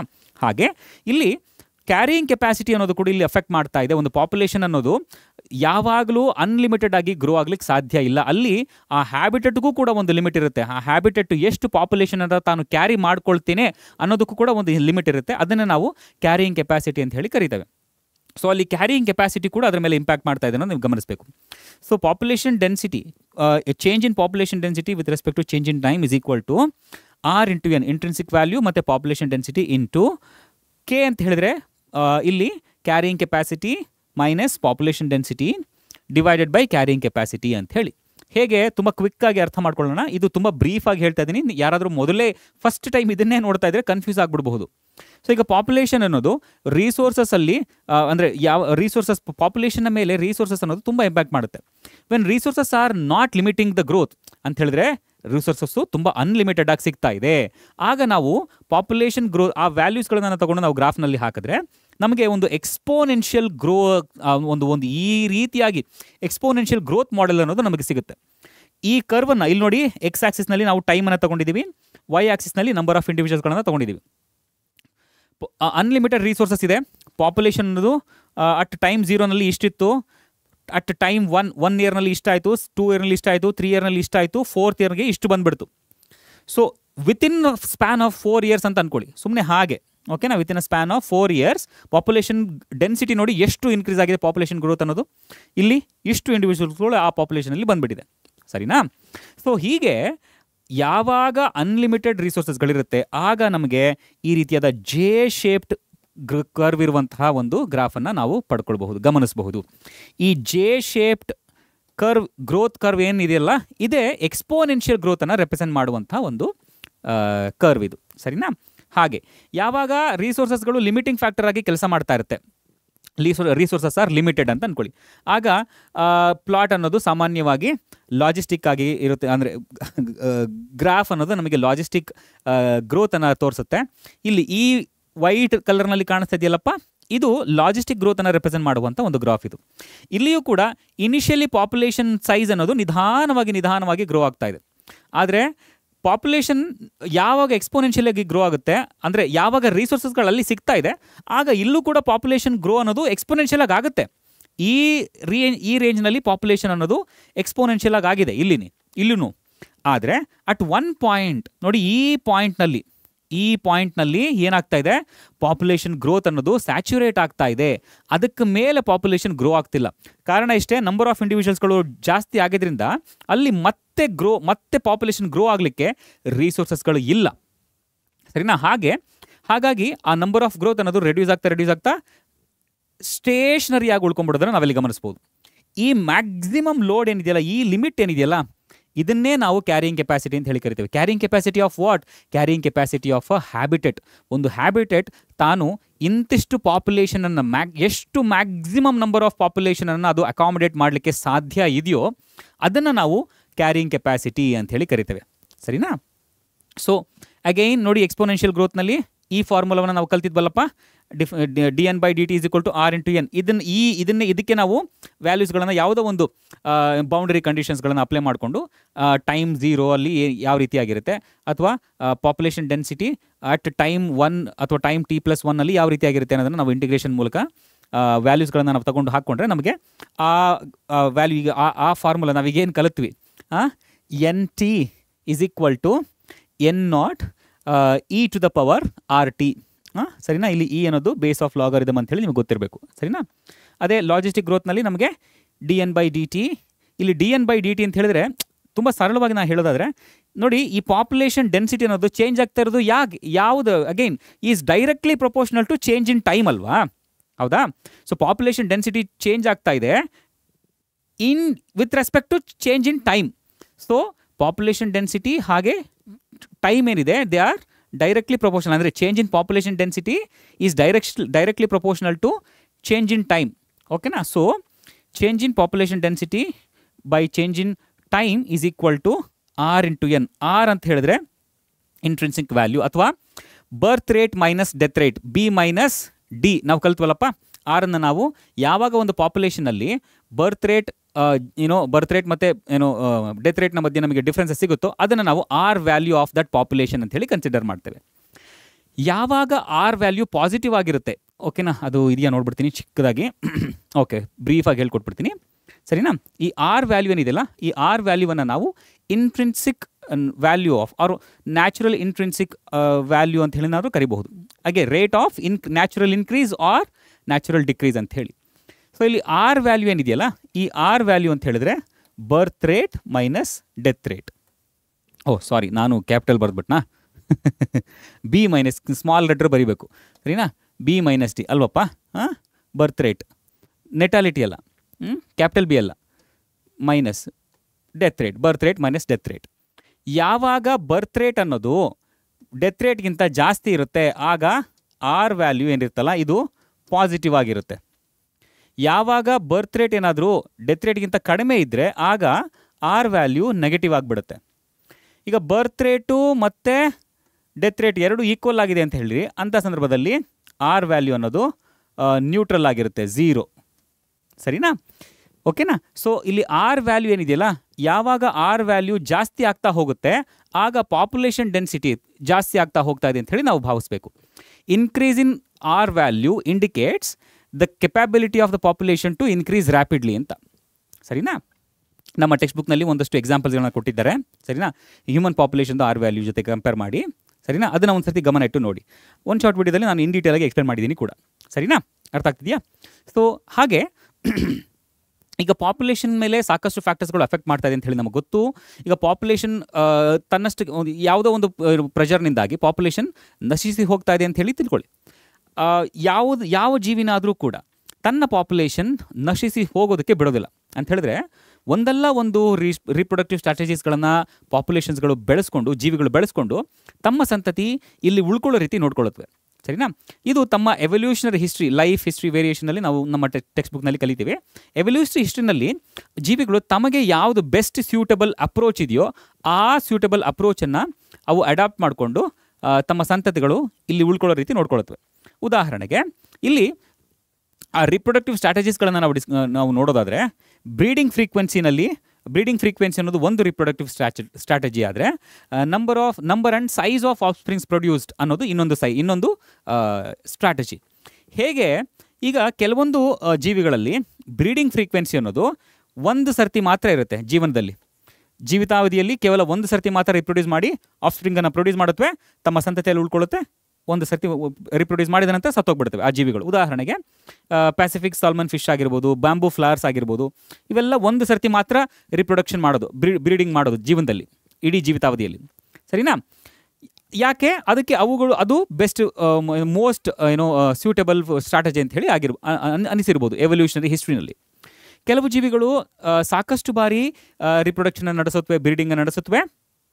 ಈ ಮೂಲಕ ಸಾಕಷ್ಟು ಆಫ್ಸ್ಪ್ರಿಂಗ್ಸ್ಗಳು ಭೂಮಿ ಮೇಲೆ ಬರೋ ರೀತಿ ನೋಡ್ಕೊಳ್ಳುತ್ತವೆ. ಇದು ಒಂದು ಸ್ಟ್ರಾಟಜಿ. ಆದರೆ ಇನ್ನೊಂದು ಸ್ಟ್ರಾಟಜಿನ ನಾವು ನೋಡೋಣ, number and size of offsprings produced. ಕೆಲವು ಜೀವಿಗಳು ಏನು ಮಾಡುತ್ತವೆ, ನ್ಯೂಮರಸ್ ಸಾಕಷ್ಟು ಸಣ್ಣದಾದ ಆಫ್ಸ್ಪ್ರಿಂಗ್ಸ್ಗಳನ್ನು ಪ್ರೊಡ್ಯೂಸ್ ಮಾಡಿ ಭೂಮಿಯಲ್ಲಿ ಬಿಟ್ಬಿಡ್ತವೆ ಅಂತ ಹೇಳಿದ್ರೆ ನಮ್ಮ ಪ್ರಕೃತಿಯಲ್ಲಿ ಬಿಟ್ಬಿಡ್ತವೆ, ನೇಚರ್ನಲ್ಲಿ. ಇಲ್ಲಿ ಸಾಕಷ್ಟು ರೀಸನ್ಸ್ಗಳಿರಬಹುದು. ಯಾಕಂತ ಹೇಳಿದ್ರೆ ಇಲ್ಲಿ ಸಾಮಾನ್ಯವಾಗಿ ಯಾವ ಇಂಡಿವಿಜುವಲ್ಗಳು ಸಣ್ಣದಾಗಿರುತ್ತೋ, ಅಂದರೆ ಲಾರ್ಜ್ ನಂಬರ್ ಆಫ್ ಸ್ಪ್ರಿಂಗ್ಸ್ ಎಲ್ಲಿ ಪ್ರೊಡ್ಯೂಸ್ ಆಗ್ತಾ ಇರುತ್ತೋ ಅಂಥ ಸಂದರ್ಭದಲ್ಲಿ ಆ ಇಂಡಿವಿಜುವಲ್ಸ್ಗಳು ಸತ್ತೋಗುವಂಥ ಸಾಧ್ಯತೆ ಜಾಸ್ತಿ ಆಗಿರುತ್ತೆ. ಆ ಕಾರಣಕ್ಕಾಗಿಯೇ ಒಂದಲ್ಲ ಒಂದು ಉಳ್ಕೊಳ್ಳಿ ಅನ್ನೋ ಕಾರಣಕ್ಕೆ ಜೀವಿಗಳು ಹೆಚ್ಚಿಗೆ ಆಫ್ ಸ್ಪ್ರಿಂಗ್ಸ್ಗಳನ್ನು ಪ್ರೊಡ್ಯೂಸ್ ಮಾಡಿಬಿಡುತ್ತವೆ. ಇನ್ನು ಕೆಲವು ಸಂದರ್ಭಗಳಲ್ಲಿ ಕೆಲವು ಆರ್ಗ್ಯಾನಿಸಮ್ಸ್ಗಳು ಕೆಲವು ಲಾರ್ಜ್ ಸೈಜ್ಡ್ ಆರ್ಗ್ಯಾನಿಸಮ್ಸ್ಗಳನ್ನು ಉತ್ಪತ್ತಿ ಮಾಡುತ್ತವೆ, ರಿಪ್ರೊಡ್ಯೂಸ್ ಮಾಡುತ್ತವೆ, ಸರಿನಾ. ಇಲ್ಲಿ ಏನಾಗಬಹುದು, ಮೇ ಬಿ ಅಲ್ಲಿ ಆ ಬರ್ಡ್ಸ್ಗಳಲ್ಲಿ, ಮೆಮಲ್ಸ್ಗಳಲ್ಲಿ ಹೆಚ್ಚಿಗೆ ಪೇರೆಂಟಲ್ ಕೇರ್ ಕಾಣಿಸೋದ್ರಿಂದ ಆ ಹುಟ್ಟಿದಂಥ ಮಕ್ಕಳನ್ನು ಕಾಪಾಡ್ಕೊಳ್ಳುವಂಥ ಶಕ್ತಿ ಆ ಪೇರೆಂಟ್ಸ್ಗಳಿಗಿರುತ್ತೆ. ಸೊ ಆ ಕಾರಣಕ್ಕಾಗಿ over a period of time ನೋಡಿ ಯಾವ ರೀತಿಯಾಗಿ ಎವಾಲ್ವ್ ಆಗಿದೆ ಜೀವಿಗಳು. ತಮಗೆ ಒಂದತ್ತು ಇಂಡಿವಿಜುವಲ್ಸ್ಗಳು ಹುಟ್ಟಿದ್ರೆ ಸಾಕಪ್ಪ, ಸಾವಿರಾರು ಇಂಡಿವಿಜುವಲ್ಸ್ಗಳು ಮಾಡುವಂಥ ಅವಶ್ಯಕತೆನೇ ಇಲ್ಲ. ಆದರೆ ಇಲ್ಲಿ ಆ ರೀತಿಯಾದ ಕೇರ್ ಆಗಲಿ ಅಥವಾ ಇನ್ಯಾವುದೂ ಕಾಣಿಸೋದಿಲ್ಲ ಅಂತ ಹೇಳಿದ್ರೆ ಅಲ್ಲಿ ಆ ಜೀವಿಗಳು ಬರ್ತಾ ಇದೆ ಅಂತ ಹೇಳಿದ್ರೆ ಬೇರೆ ಇನ್ಯಾವುದೋ ಪ್ರೆಡಿಟರ್ ಬಂದು ಅದನ್ನು ತಿಂದು ಹಾಕ್ಬೋದು, ಹುಟ್ಟಿದ ಎಗ್ಸ್ಗಳನ್ನೆಲ್ಲ ತಿಂದು ಹಾಕ್ಬೋದು, ಹೊಸದಾಗಿ ಹುಟ್ಟಿದಂಥ ಜೀವಿಗಳನ್ನೆಲ್ಲ ತಿಂದು ಹಾಕ್ಬೋದು. ಹಾಗಾಗಿ ಉಳ್ಕೊಳ್ಳೋಂಥ ಜೀವಿಗಳ ಸಂಖ್ಯೆ ತುಂಬ ಕಡಿಮೆ ಇರುತ್ತೆ ಅಲ್ಲಿ. ಆದರೆ ಇಲ್ಲಿ ಹುಟ್ಟೋ ಜೀವಿಗಳು ಕಡಿಮೆ ಆದ್ರೂ ಕೂಡ ಉಳ್ಕೊಳ್ಳೋ ಸಂಖ್ಯೆ ಜಾಸ್ತಿ ಇರುತ್ತೆ ಆ ಕಾರಣಕ್ಕಾಗಿ, ಸರಿನಾ. ಸೊ ಹೀಗೆ ಜೀವಿಗಳಲ್ಲಿ ಎರಡು ರೀತಿಯಾದ ರಿಪ್ರೊಡಕ್ಟಿವ್ ಸ್ಟ್ರಾಟಜೀಸ್ಗಳನ್ನು ನಾವು ಗಮನಿಸ್ತಾ ಹೋಗ್ಬೋದು. ಹಾಗೆ ಪಾಪ್ಯುಲೇಷನ್ಸ್ಗಳಲ್ಲಿ ಅಂದರೆ ಜೀವಿಗಳ ಮಧ್ಯೆ ಯಾವಾಗಲೂ ಇಂಟರಾಕ್ಷನ್ ಅನ್ನೋದು ತುಂಬ ಸಾಮಾನ್ಯ, ಹಾಗೆ ನಡೀಲೇಬೇಕು ಕೂಡ. ಯಾವ ಜೀವಿನೂ ಕೂಡ ಇಲ್ಲಿ ಐಸೋಲೇಷನಲ್ಲಿ ಬದುಕೋದಿಲ್ಲ. ಹೌದಾ? ಅಂತ ಹೇಳಿದ್ರೆ ಯಾವುದೇ ಜೀವಿ ಆಗಲಿ ಒಂದಲ್ಲ ಒಂದು ರೀತಿಯಲ್ಲಿ ಈ ನೇಚರ್ನಲ್ಲಿ, ಪ್ರಕೃತಿನಲ್ಲಿರುವಂಥ ಇನ್ನೊಂದು ಜೀವಿಯ ಮೇಲೆ ಅದು ಅವಲಂಬಿತವಾಗಿರುತ್ತೆ. ಹೌದು, ಸಸ್ಯಗಳು ತಮ್ಮಷ್ಟಕ್ಕೆ ತಾವೇ ಆಹಾರವನ್ನು ಸಿಂಥಸೈಸ್ ಮಾಡ್ಕೊಳ್ಳುತ್ತೆ, ಆಟೋಟ್ರೋಪ್ಸ್ಗಳು ತಮ್ಮಷ್ಟಕ್ಕೆ ತಾವೇ ತಮ್ಮ ಆಹಾರವನ್ನು ಸಿಂಥಸೈಸ್ ಮಾಡ್ಕೊಳ್ಳುತ್ತೆ, ಸರಿ. ಆದರೆ ಹಾಗೆ ಸಿಂಥಸೈಸ್ ಮಾಡ್ಕೊಳ್ಳೋದಕ್ಕೂ ಕೂಡ ಏಬಯೋಟಿಕ್ ಫ್ಯಾಕ್ಟರ್ಸ್ಗಳ ಅವಶ್ಯಕತೆ ಇದೆ. ಜೊತೆಗೆ ಅದರ ಸುತ್ತಮುತ್ತ ಇರುವಂಥ ಇನ್ನೊಂದಷ್ಟು ಮೈಕ್ರೋ ಆರ್ಗ್ಯಾನಿಸಮ್ಸ್ಗಳು, ಅವುಗಳ ಅವಶ್ಯಕತೆ ಕೂಡ ಇದೆ. ಈಗ ಪ್ಲಾಂಟ್ಸ್ನ ವಿಷಯಕ್ಕೆ ಬಂದಾಗ, ಈಗ ಪ್ಲಾಂಟ್ಸ್ಗಳಲ್ಲಿ ಏನಾದರೂ ಪಾಲಿನೇಟರ್ಸ್ಗಳು ಇಲ್ಲ ಅಂತ ಹೇಳಿದ್ರೆ, ಸಾಮಾನ್ಯವಾಗಿ ಹೈಯರ್ ಪ್ಲಾಂಟ್ಸ್ಗಳಲ್ಲೆಲ್ಲ ಹೂ ಬಿಡುತ್ತೆ, ಹೌದಲ್ಲ? ಪಾಲಿನೇಟರ್ಸ್ ಇಲ್ಲ ಅಂತ ಅನ್ಕೊಂಬಿಡಿ, over a period of time ಏನಾಗ್ಬಿಡುತ್ತೆ, ಆ ಎಲ್ಲ ಸಸ್ಯಗಳು ಸತ್ತೋಗ್ಬಿಡುತ್ತೆ, ಹೌದಾ? ಯಾಕೆಂದರೆ ರೀಪ್ರೊಡಕ್ಷನ್ ಆಗಲ್ಲ, ಪಾಲಿನೇಷನ್ ಆಗಲೇಬೇಕು, ರೀಪ್ರೊಡಕ್ಷನ್ ಆಗಬೇಕು ಅಂತ ಹೇಳಿದ್ರೆ. ಹೌದು, ಎಷ್ಟು ಅಗೈನ್ ಅಲ್ಲಿಯೂ ಕೂಡ ಸಾಕಷ್ಟು ಎವಲ್ಯೂಷನ್ಸ್ ಆಗಿರೋದನ್ನು ನಾವು ಗಮನಿಸ್ತಾ ಹೋಗ್ಬೋದು. ಈ ರೀತಿಯಾಗಿ ಸಸ್ಯಗಳಿಗೆ ಬೇಕಿರುವಂಥ ಆ ನ್ಯೂಟ್ರಿಯೆಂಟ್ಸ್ಗಳನ್ನು ಅಬ್ಸಾರ್ವ್ ಮಾಡ್ಕೊಳ್ಳೋದಕ್ಕೆ ಆ ಸಾಯಿಲ್ನಲ್ಲಿ ಇರುವಂಥ ಮೈಕ್ರೋ ಆರ್ಗ್ಯಾನಿಸಮ್ಸ್ಗಳು ಕೂಡ ಸಹಾಯ ಮಾಡ್ತಾ ಇದೆ, ಹೌದಾ? ಈ ರೀತಿಯಾಗಿ ಸೊ ಹೀಗೆ ಎರಡು ಬೇರೆ ಬೇರೆ ರೀತಿಯಾದ ಸ್ಪೀಷೀಸ್ಗಳ ಮಧ್ಯೆ ಇಂಟರಾಕ್ಷನ್ಸ್ಗಳು ಇರೋದನ್ನು ನಾವು ಗಮನಿಸ್ಬೋದು. ಆ ಇಂಟರಾಕ್ಷನ್ಸ್ಗಳನ್ನೇ ನಾವು ಇಂಟರ್ ಸ್ಪೆಸಿಫಿಕ್ ಇಂಟರಾಕ್ಷನ್ಸ್ಗಳು ಅಂತ ಹೇಳಿ ಕರಿತೇವೆ. ನಮ್ಮ ಟೆಕ್ಸ್ಟ್ ಬುಕ್ನಲ್ಲಿ ಒಂದಷ್ಟು ಎಕ್ಸಾಂಪಲ್ಸ್ಗಳನ್ನ ಕೊಟ್ಟಿದ್ದಾರೆ, ಅವುಗಳನ್ನ ನೋಡ್ತಾ ಹೋಗ್ಬಿಡೋಣ. ನಾನಿಲ್ಲಿ ಒಂದಷ್ಟು ಅಂಶಗಳನ್ನ ಏನಾದರೂ ಸ್ಕಿಪ್ ಆಗಿರಬಹುದು ಕೂಡ, ತುಂಬ ಬ್ರೀಫಾಗಿ ಹೋಗ್ತಾ ಇದ್ದೀನಿ ಹಾಗಾಗಿ ಸರಿನಾ? ಸೊ ಇಲ್ಲಿ ಈ ನೇಮ್ ಆಫ್ ದ ಇಂಟರಾಕ್ಷನ್ನ ಗಮನಿಸ್ತಾ ಹೋಗಿ, ಹಾಗೆ ಇಲ್ಲಿ ಕೊಟ್ಟಿರುವಂಥ ಸಿಂಬಲ್ಸ್ಗಳನ್ನು ನೀವು ಗಮನಿಸ್ತಾ ಹೋಗಿ. ಎಲ್ಲಿ ಪಾಸಿಟಿವ್ ಸಿಂಬಲ್ಸ್ ಇದೆಯೋ ಅಲ್ಲೆಲ್ಲ ಅದು ಏನನ್ನು ರೆಪ್ರೆಸೆಂಟ್ ಮಾಡುತ್ತೆ ಅಂತ ಹೇಳಿದ್ರೆ, ಪಾಸಿಟಿವ್ ಸಿಂಬಲ್ ಅನ್ನೋದು ಬೆನಿಫಿಷಿಯಲ್ ಆಗಿದೆ ಆ ಇಂಟರಾಕ್ಷನ್ ಅನ್ನೋದನ್ನು ರೆಪ್ರೆಸೆಂಟ್ ಮಾಡುತ್ತೆ. ನೆಗೆಟಿವ್ ಸಿಂಬಲ್ ಇತ್ತು, ಮೈನಸ್ ಸಿಂಬಲ್ ಇತ್ತು ಅಂತ ಹೇಳಿದ್ರೆ ಆ ಇಂಟರಾಕ್ಷನ್ ಅನ್ನೋದು ಹಾರ್ಮ್ಫುಲ್ ಆಗಿದೆ ಅನ್ನೋದನ್ನು ರೆಪ್ರೆಸೆಂಟ್ ಮಾಡುತ್ತೆ. ಝೀರೋ ಏನಿದೆಯಲ್ಲ, ಇದು ಆ ಇಂಟರಾಕ್ಷನ್ ಅನ್ನೋದು ನ್ಯೂಟ್ರಲ್ ಆಗಿದೆ, ಯಾವುದು ಬೆನಿಫಿಟ್ಸು ಇಲ್ಲ, ಯಾವುದು ಹಾರ್ಮೂ ಇಲ್ಲ ಅನ್ನೋದನ್ನು ಅದು ರೆಪ್ರೆಸೆಂಟ್ ಮಾಡುತ್ತೆ.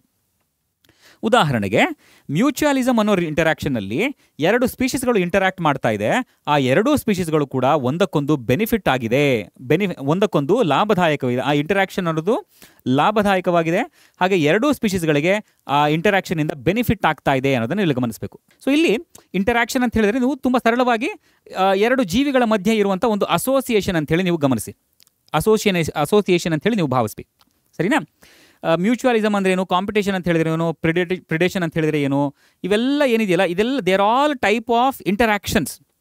Mutualism is a type of interaction in which both interacting animals ಅಥವಾ interacting species are being benefited, ಹೌದಾ?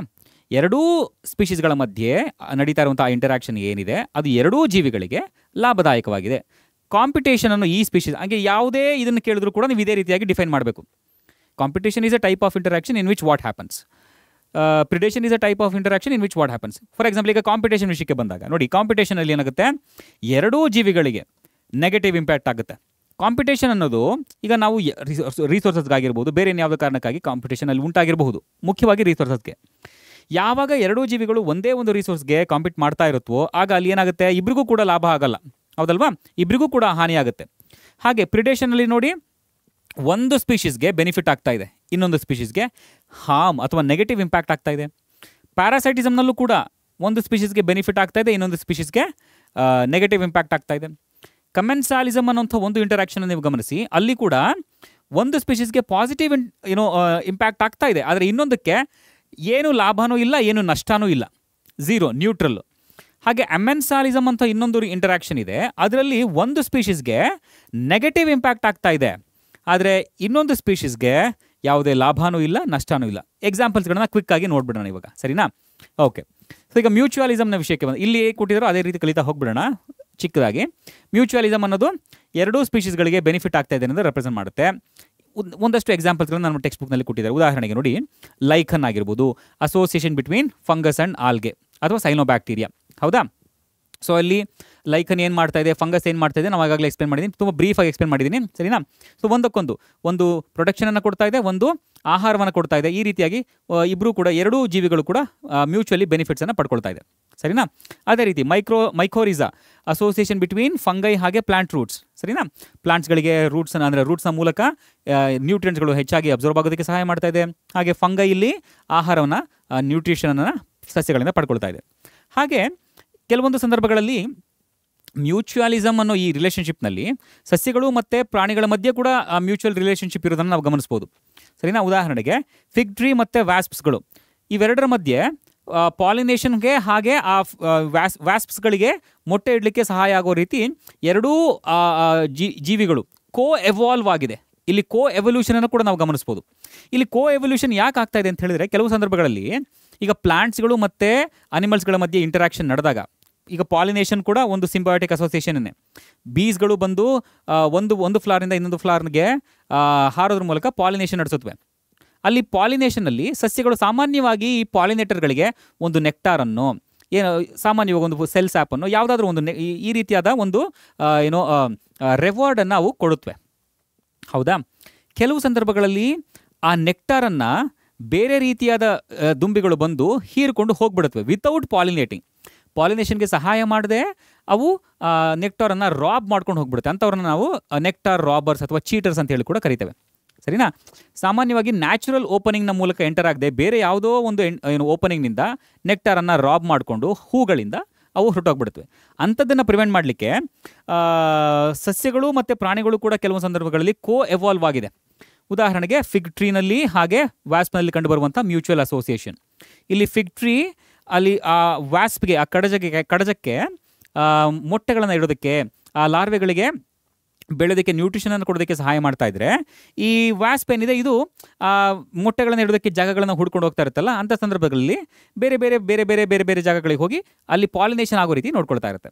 ಸರಿನಾ? ಹಾಗೆ ಆರ್ಕಿಡ್ಸ್ ಮತ್ತು ಬೀಸ್ನಲ್ಲಿ ಕೆಲವೊಂದು ಆರ್ಕಿಡ್ಸ್ಗಳು ಅಲ್ಲಿ ಕೆಲವೊಂದು ಆರ್ಕಿಡ್ಸ್ಗಳಲ್ಲಿ ಏನಾಗುತ್ತೆ, ಮೇಲ್ ಬೀನ ಅಟ್ರ್ಯಾಕ್ಟ್ ಮಾಡಲಿಕ್ಕೆ ಫೀಮೇಲ್ ಬಿ ರೀತಿಯಾದ ಒಂದಷ್ಟು ಮಾಡಿಫಿಕೇಷನ್ಸ್ಗಳು ಆ ಪ್ಲಾಂಟ್ಸ್ಗಳಲ್ಲಿ ನಮಗೆ ಕಾಣಿಸುತ್ತವೆ. ಸರಿನಾ? ಆಫ್ರಿಸ್ ಆರ್ಕಿಡ್ಸ್ ಅನ್ನೋದು ಒಂದು ಸ್ಪೀಷೀಸ್ನಲ್ಲಿ ಸೆಕ್ಷುವಲ್ ಡಿಸಿಟ್ ಅನ್ನೋ ಒಂದು ಪ್ರಕ್ರಿಯೆಯನ್ನು ನಾವೆಲ್ಲಿ ಗಮನಿಸ್ಬೋದು. ಸೊ ಇದೇನು ಮಾಡುತ್ತೆ, ಇಲ್ಲಿ ಆರ್ಕಿಡ್ ಅನ್ನೋದು ಒನ್ ಆಫ್ ದ ಪೆಟಲನ್ನು ಫೀಮೇಲ್ ಬೀನ ರೀತಿ ಬೆಳೆಸ್ಕೊಳ್ಳುತ್ತೆ. ಓಕೆನಾ? ಇದರಿಂದ ಮೇಲ್ ಬಿ ಬಂದು ಅದನ್ನು ಫೀಮೇಲ್ ಬಿ ಅಂತೇಳಿ ಅಲ್ಲಿ ಕಾಪುಲೇಟ್ ನಡೆಸುತ್ತೆ, ಮಿಲನ ಕ್ರಿಯೆಯನ್ನು ನಡೆಸುತ್ತೆ. ಸೊ ಹೀಗೆ ಮಾಡೋದ್ರ ಮೂಲಕ ಆರ್ಕಿಡ್ಗೆ ಪಾಲಿನೇಷನ್ ನಡೀತಾ ಇದೆ, ಹಾಗೆ ಆ ಮೇಲ್ ಬಿಗೆ ಒಂದಷ್ಟು ಹ್ಯಾಪಿನೆಸ್ ಅನ್ನೋದು, ಅಂದರೆ ಹ್ಯಾಪಿ ಹಾರ್ಮೋನ್ಸ್ಗಳ ಮೂಲಕ ಒಂದಷ್ಟು ಹ್ಯಾಪಿನೆಸ್ ಸಿಗ್ತಾ ಇದೆ. ಹಾಗೆ ಪ್ಲಾಂಟ್ಸ್ಗಳು ಮತ್ತು ಪಾಲಿನೇಟರ್ಸ್ಗಳು, ನಾನು ಆಗಲೇ ಹೇಳಿದ್ನಲ್ಲ, ಸಾಮಾನ್ಯವಾಗಿ ಪ್ಲಾಂಟ್ಸ್ಗಳಿಂದ ಪಾಲಿನೇಟರ್ಸ್ಗಳು ನೆಕ್ಟಾರನ್ನು ಪಡ್ಕೊಳ್ಳುತ್ತವೆ.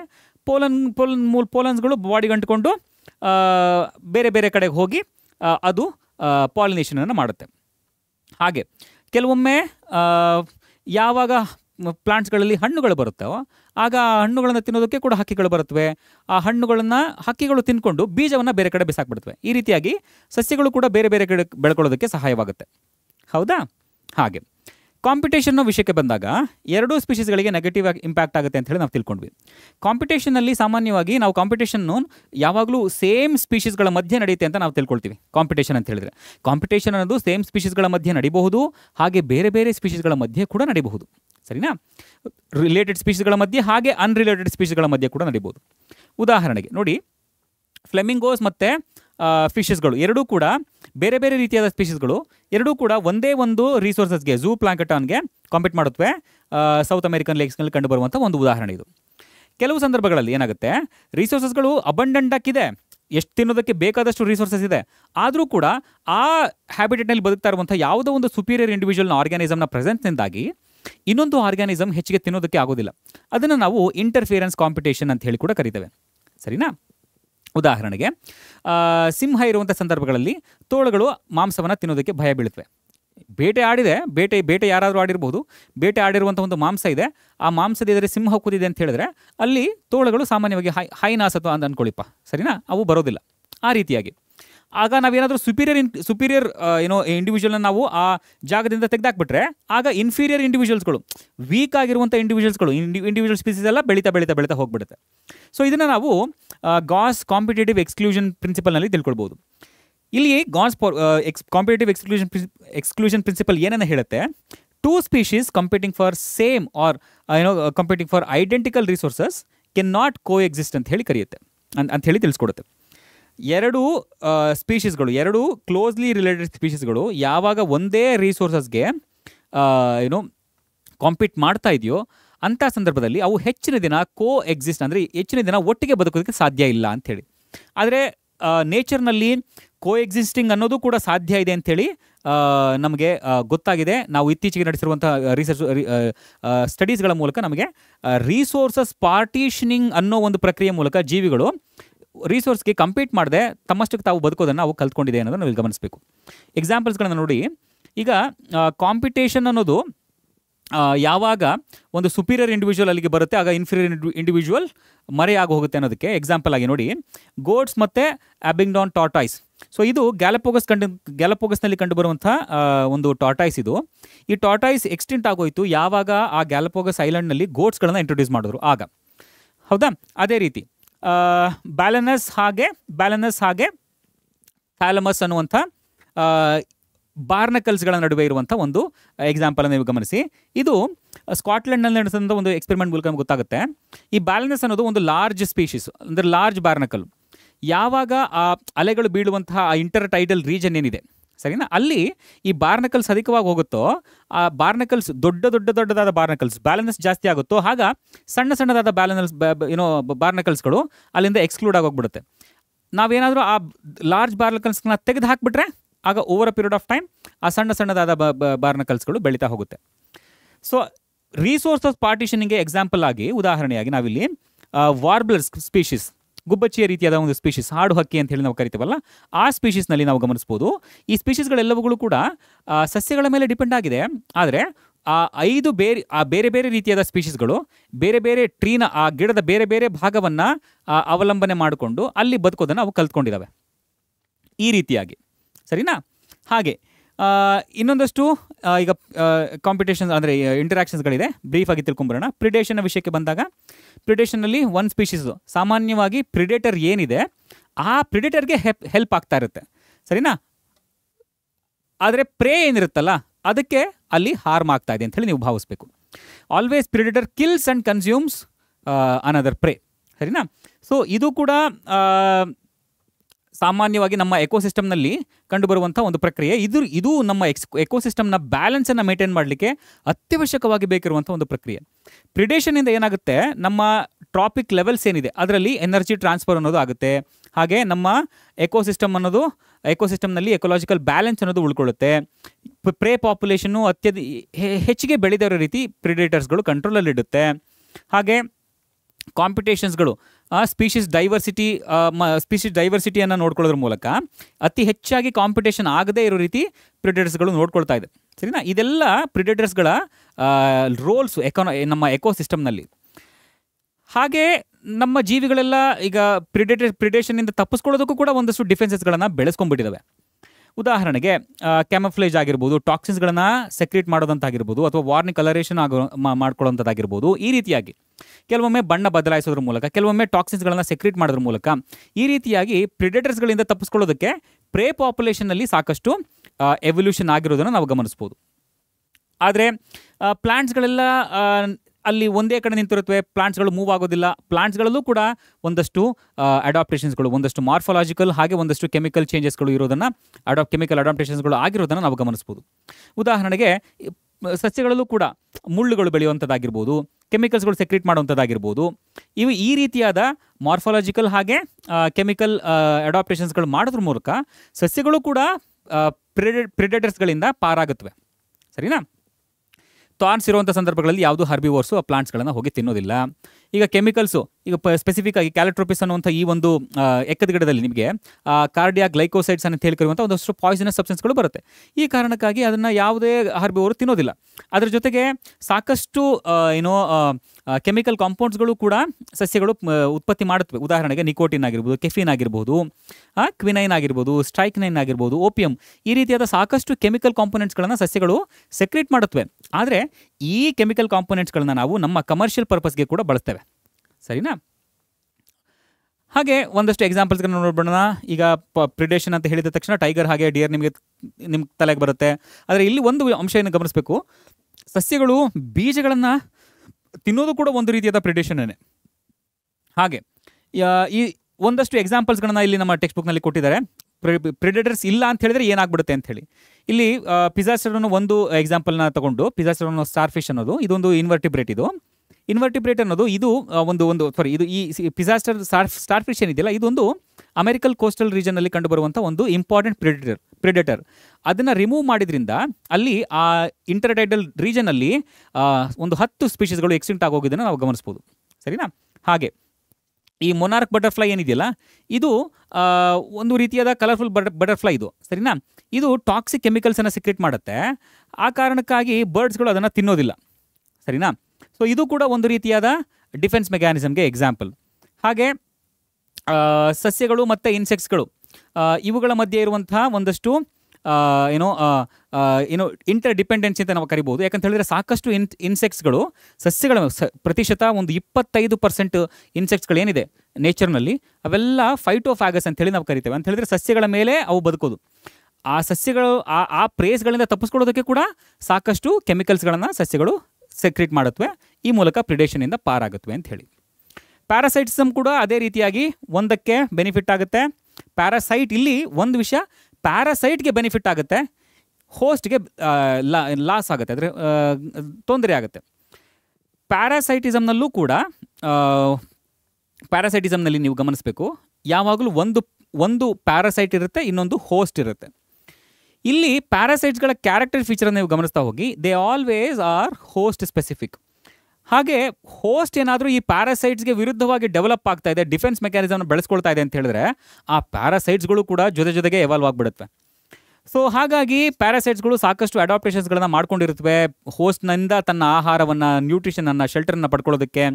ಉದಾಹರಣೆಗೆ ಲಾಸ್ ಆಫ್ ಸೆನ್ಸ್ ಆರ್ಗನ್ಸ್ ಆಗಿರ್ಬೋದು, ಹೈ ರಿಪ್ರೊಡಕ್ಷನ್ ಕೆಪಬಿಲಿಟಿ ಆಗಿರಬಹುದು, ಡೆವಲಪ್ಮೆಂಟ್ ಆಫ್ ಸಕ್ಕರ್ಸ್, ಅಡೇಸಿವ್ ಸಕ್ಕರ್ಸ್ ಆಗಿರಬಹುದು. ಈ ರೀತಿಯಾದ ಸಾಕಷ್ಟು ಅಡಾಪ್ಟೇಷನ್ಸ್ಗಳನ್ನು ನಾವು ಪ್ಯಾರಾಸೈಟ್ಸ್ಗಳಲ್ಲಿ ಗಮನಿಸ್ಬೋದು. ಇದರಿಂದ ಏನಾಗುತ್ತೆ, ಹೋಸ್ಟ್ನ ಮೇಲೆ ಹಿಡಿತ ಅವಕ್ಕೆ ಜಾಸ್ತಿ ಆಗುತ್ತೆ. ಹೋಸ್ಟ್ನಿಂದ ಸಾಕಷ್ಟು ನ್ಯೂಟ್ರಿಷನ್ಸ್ಗಳನ್ನ ನಾವು ಪಡೆದುಕೊಳ್ಬಹುದು. ಹಾಗೆ ಈ ಪ್ಯಾರಾಸೈಟ್ಸ್ಗಳು ಇನ್ನೊಂದು ನೇಚರ್ ಏನಂತ ಹೇಳಿದ್ರೆ, ಕೆಲವೊಂದು ಸಂದರ್ಭಗಳಲ್ಲಿ ಹೋಸ್ಟ್ ಸ್ಪೆಸಿಫಿಕ್ ಒಂದಕ್ಕಿಂತ ಹೆಚ್ಚು ಹೋಸ್ಟ್ಗಳನ್ನು ಅವು ಅವಲಂಬಿಸಿರೋದನ್ನು ನಾವಿಲ್ಲಿ ಗಮನಿಸಬೇಕು. ಇಂಟರ್ಮೀಡಿಯೇಟ್ ಹೋಸ್ಟ್ಗಳನ್ನು ಕೂಡ ನಾವು ಅವಲಂಬಿಸಿರುತ್ತವೆ. ಕೆಲವೊಮ್ಮೆ ಕಾಂಪ್ಲೆಕ್ಸ್ ಲೈಫ್ ಸೈಕಲನ್ನು ಕೂಡ ಅವು ಹೊಂದಿರುತ್ತವೆ. ಪ್ಯಾರಾಸೈಟ್ಸ್ಗಳಲ್ಲಿ 2 ರೀತಿಯಾದ ಪ್ಯಾರಾಸೈಟ್ಸ್ಗಳನ್ನು ನಾವು ಗಮನಿಸಬಹುದು, ಎಕ್ಟೋಪ್ಯಾರಾಸೈಟ್ಸ್ ಹಾಗೆ ಎಂಡೋಪ್ಯಾರಾಸೈಟ್ಸ್. ಎಕ್ಟೋಪ್ಯಾರಾಸೈಟ್ಸ್ ಅಂತ ಹೇಳಿದ್ರೆ ದೇಹದ ಹೊರಭಾಗದಲ್ಲಿ ಕಂಡುಬರುವಂಥ ಪ್ಯಾರಾಸೈಟ್ಸ್. ಎಂಡೋಪ್ಯಾರಾಸೈಟ್ಸ್ ಅಂತ ಹೇಳಿದ್ರೆ ದೇಹದ ಒಳಭಾಗದಲ್ಲಿ ಕಂಡುಬರುವಂಥ ಪ್ಯಾರಾಸೈಟ್ಸ್ಗಳು. ಎಕ್ಸಾಂಪಲ್ಸ್ಗೆ ನೀವು ಲೈಸು, ಟಿಕ್ಸು ಇದನ್ನೆಲ್ಲ ಗಮನಿಸಬಹುದು. ಎಂಡೋಪ್ಯಾರಾಸೈಟ್ಸ್ಗೆ ನೀವು ಲಿವರ್ ಫ್ಲೂಕು ಇದನ್ನೆಲ್ಲ ಗಮನಿಸಬಹುದು. ಈಗ ಲಿವರ್ ಫ್ಲೂಕ್ ಅನ್ನೋದು ಹ್ಯೂಮನ್ ಸ್ಪೆಸಿಫಿಕ್ ಪ್ಯಾರಾಸೈಟ್ ಆಗಿದ್ರೂ ಕೂಡ ಅದು ಸ್ನೇಲ್ ಹಾಗೂ ಫಿಶ್ಗಳನ್ನು ಇಂಟರ್ಮೀಡಿಯೇಟ್ ಹೋಸ್ಟ್ಗಳಾಗಿ ಅದು ಬಳಸ್ಕೊಳ್ಳೋದನ್ನು ನಾವಿಲ್ಲಿ ಗಮನಿಸಬೇಕು. ಹಾಗೆ ಮಸ್ಕಿಟೋ ಏನಿದೆಯಲ್ಲ, ಈ ಮಸ್ಕಿಟೋ ಅನ್ನೋದು ನಮ್ಮ ರಕ್ತವನ್ನು ಹೀರುತ್ತೆ ನಿಜ, ಆದರೆ ಮಸ್ಕಿಟೋನ ನಾವು ಪ್ಯಾರಾಸೈಟ್ ಅಂತ ಹೇಳಿ ಕರೆಯಲ್ಲ. ಪ್ಯಾರಾಸೈಟ್ ಏನಿದೆ, ನಮ್ಮ ಮಲೇರಿಯಾವನ್ನು ಕಾಸ್ ಮಾಡುವಂಥ ಪ್ಯಾರಾಸೈಟ್ ಏನಿದೆ, ಅದು ಮಸ್ಕಿಟೋದ ಮೂಲಕ ಹರಡ್ತಾ ಇದೆ. ಇಲ್ಲಿ ಮಸ್ಕಿಟೋ ಒಂದು ವೆಕ್ಟಾರ್ ಆಗಿದೆ, ಆದರೆ ನಮಗೆ ಆ್ಯಕ್ಚುಯಲ್ ಆಗಿ ಪ್ಯಾರಾಸೈಟ್ ಅಂತ ಹೇಳಿದ್ರೆ ಯಾವುದು, ಅದು ಪ್ಲಾಸ್ಮೋಡಿಯಂ, ಮಲೇರಿಯಾವನ್ನು ಉಂಟು ಮಾಡುವಂಥ ಪ್ಲಾಸ್ಮೋಡಿಯಂ ಏನಿದೆಯಲ್ಲ, ಅದು ನಮ್ಮ ಪ್ಯಾರಾಸೈಟ್. ಓಕೆನಾ? ಈ ಪ್ಯಾರಾಸೈಟಿಸಮ್ನಲ್ಲಿ ಇನ್ನೊಂದು ಸ್ಪೆಷಲ್ ಕೇಸನ್ನು ಕೂಡ ನಾವು ಗಮನಿಸ್ಬೋದು, ಬ್ರೂಡ್ ಪ್ಯಾರಾಸೈಟಿಸಮ್ ಅಂತ ಹೇಳಿದ್ರೆ. ಇಲ್ಲಿ ಬ್ರೂಡ್ ಪ್ಯಾರಾಸೈಟಿಸಮ್ನಲ್ಲಿ ಒಂದು ಪ್ಯಾರಾಸೈಟಿಕ್ ಬರ್ಡ್ ಇದೆ. ಪ್ಯಾರಾಸೈಟಿಕ್ ಬರ್ಡ್ ಸಾಮಾನ್ಯವಾಗಿ ಹೋಸ್ಟ್ ಬರ್ಡ್ನ ಮೇಲೆ ಡಿಪೆಂಡ್ ಆಗಿರುತ್ತೆ. ಯಾವ ಕಾರಣಕ್ಕೆ? ಮೊಟ್ಟೆಯನ್ನಿಟ್ಟು ತನ್ನ ಮರಿಗಳನ್ನು ಬೆಳೆಸೋದಕ್ಕೆ. ನೈಟಿಂಗಲ್ ಅಂದರೆ ಕೋಗಿಲೆ ಮತ್ತು ಕಾಗೆ ಎಕ್ಸಾಂಪಲನ್ನು ನೀವು ಗಮನಿಸ್ಬೋದು. ಇಲ್ಲಿ ಕೋಗಿಲೆ ಅನ್ನೋದು ಪ್ಯಾರಾಸೈಟಿಕ್ ಬರ್ಡ್, ಕಾಗೆ ಅನ್ನೋದು ಹೋಸ್ಟ್ ಬರ್ಡು. ಸರಿನಾ? ಈ ಕೋಗಿಲೆ ಹೋಗಿ ಕಾಗೆ ಗೂಡಿನಲ್ಲಿ ತನ್ನ ಮೊಟ್ಟೆಯನ್ನೆಲ್ಲ ಇಟ್ಟು, ಕಾಗೆ ಅದಕ್ಕೆ ಕಾವನ್ನು ಕೊಟ್ಟು ಅದು ಮಕ್ಕಳು ಬೆಳೆಯೋ ರೀತಿ, ಹ್ಯಾಚ್ ಆಗೋ ರೀತಿ ಅದನ್ನು ನೋಡ್ಕೊಳ್ಳುತ್ತೆ. ಸರಿನಾ? ಸೊ ಈ ರೀತಿಯಾದ ಬ್ರೂಡ್ ಪ್ಯಾರಾಸೈಟಿಸಮನ್ನು ಕೂಡ ನಾವು ಗಮನಿಸ್ಬೋದು. ಈ ಬ್ರೂಡ್ ಪ್ಯಾರಾಸೈಟಿಸಮ್ನಲ್ಲಿ ಹೋಸ್ಟ್ ಬರ್ಡ್ಗೆ ಗೊತ್ತಾಗದೇ ಇರೋ ರೀತಿ, ಪ್ಯಾರಾಸೈಟಿಕ್ ಬರ್ಡು ನಿಧಾನವಾಗಿ over a period of time host ಬರ್ಡ್ನ ಇರೋ ರೀತಿಯಾದ ಮೊಟ್ಟೆಗಳು ಸೈಜ್ನಲ್ಲಿ, ಶೇಪ್ನಲ್ಲಿ, ಕಲರ್ನಲ್ಲಿ ಎಲ್ಲದಲ್ಲೂ ಅದಕ್ಕೆ ಹೊಂದಿಕೆ ಆಗೋ ರೀತಿ ತನ್ನ ಮೊಟ್ಟೆಗಳನ್ನು ಅದು ಉತ್ಪಾದನೆ ಮಾಡುತ್ತೆ. ಹೌದಾ? ಇದು ಒಂದು ಎಕ್ಸಾಂಪಲನ್ನು ನೀವು ಗಮನಿಸಬೇಕು. ಹಾಗೆ ಇನ್ನೊಂದಷ್ಟು ಎಕ್ಸಾಂಪಲ್ಸ್ಗಳಲ್ಲಿ ಕೊಟ್ಟಿದ್ದಾರೆ. ಈಗ ಪ್ಯಾರಾಸೈಟ್ಸ್ಗಳಲ್ಲಿ ಎಕ್ಟೋಪ್ಯಾರಾಸೈಟ್ಗೆ ಕಸ್ಕೂಟ ಪ್ಲಾಂಟನ್ನು ನಾವು ತಗೊಳ್ಬಹುದು. ಹೌದಾ? ಅದರಲ್ಲಿ ಕ್ಲೋರೋಫಿಲ್ ಇರಲ್ಲ, ಹಾಗಾಗಿ ಅದು ಇನ್ನೊಂದು ಪ್ಲಾಂಟ್ನ ಮೇಲೆ ಡಿಪೆಂಡ್ ಆಗಿರುತ್ತೆ. Malaria parasite in human beings ಜೊತೆಗೆ, ಅಂದರೆ ಲಿವರ್ ಫ್ಲೂಕ್ಸ್ನಲ್ಲಿ ಮಲೇರಿಯಾದ ಜೊತೆಗೆ ಲಿವರ್ ಫ್ಲೂಕನ್ನು ಕೂಡ ನಾವಿಲ್ಲಿ ಗಮನಿಸ್ಬೋದು. ಲೈಸು, ಟಿಕ್ಸು ಇದೆಲ್ಲವನ್ನು ನಾವು ಎಕ್ಟೋಪ್ಯಾರಾಸೈಟ್ಸ್ಗಳಾಗಿ ಗಮನಿಸಬಹುದು. Lice on humans, ticks on dogs. ಆಮೇಲೆ ಕಮೆನ್ಸಾಲಿಸಮ್ ಅಂತ ಇನ್ನೊಂದು ಇಂಟರಾಕ್ಷನ್ ಇದೆ. ಇದರಲ್ಲಿ one species benefits, other is unaffected, neither benefited nor harmed. ಉದಾಹರಣೆಗೆ ನೋಡಿ, orchid growing on mango tree. Mango ಟ್ರೀನ ಮೇಲೆ ಆರ್ಕಿಡ್ಸ್ಗಳು ಗ್ರೋ ಆಗೋದ್ರ ಮೂಲಕ ಆ ಆರ್ಕಿಡ್ ಟ್ರೀಗಳಿಗೆ ಫಿಸಿಕಲ್ ಸಪೋರ್ಟ್ ಅನ್ನೋದು ಸಿಗ್ತಾ ಇದೆ. ಇದರಿಂದ ಮ್ಯಾಂಗೋ ಟ್ರೀಗೆ ಏನು ಲಾಭನೂ ಇಲ್ಲ, ಏನು ನಷ್ಟನೂ ಇಲ್ಲ, ಸರಿನಾ.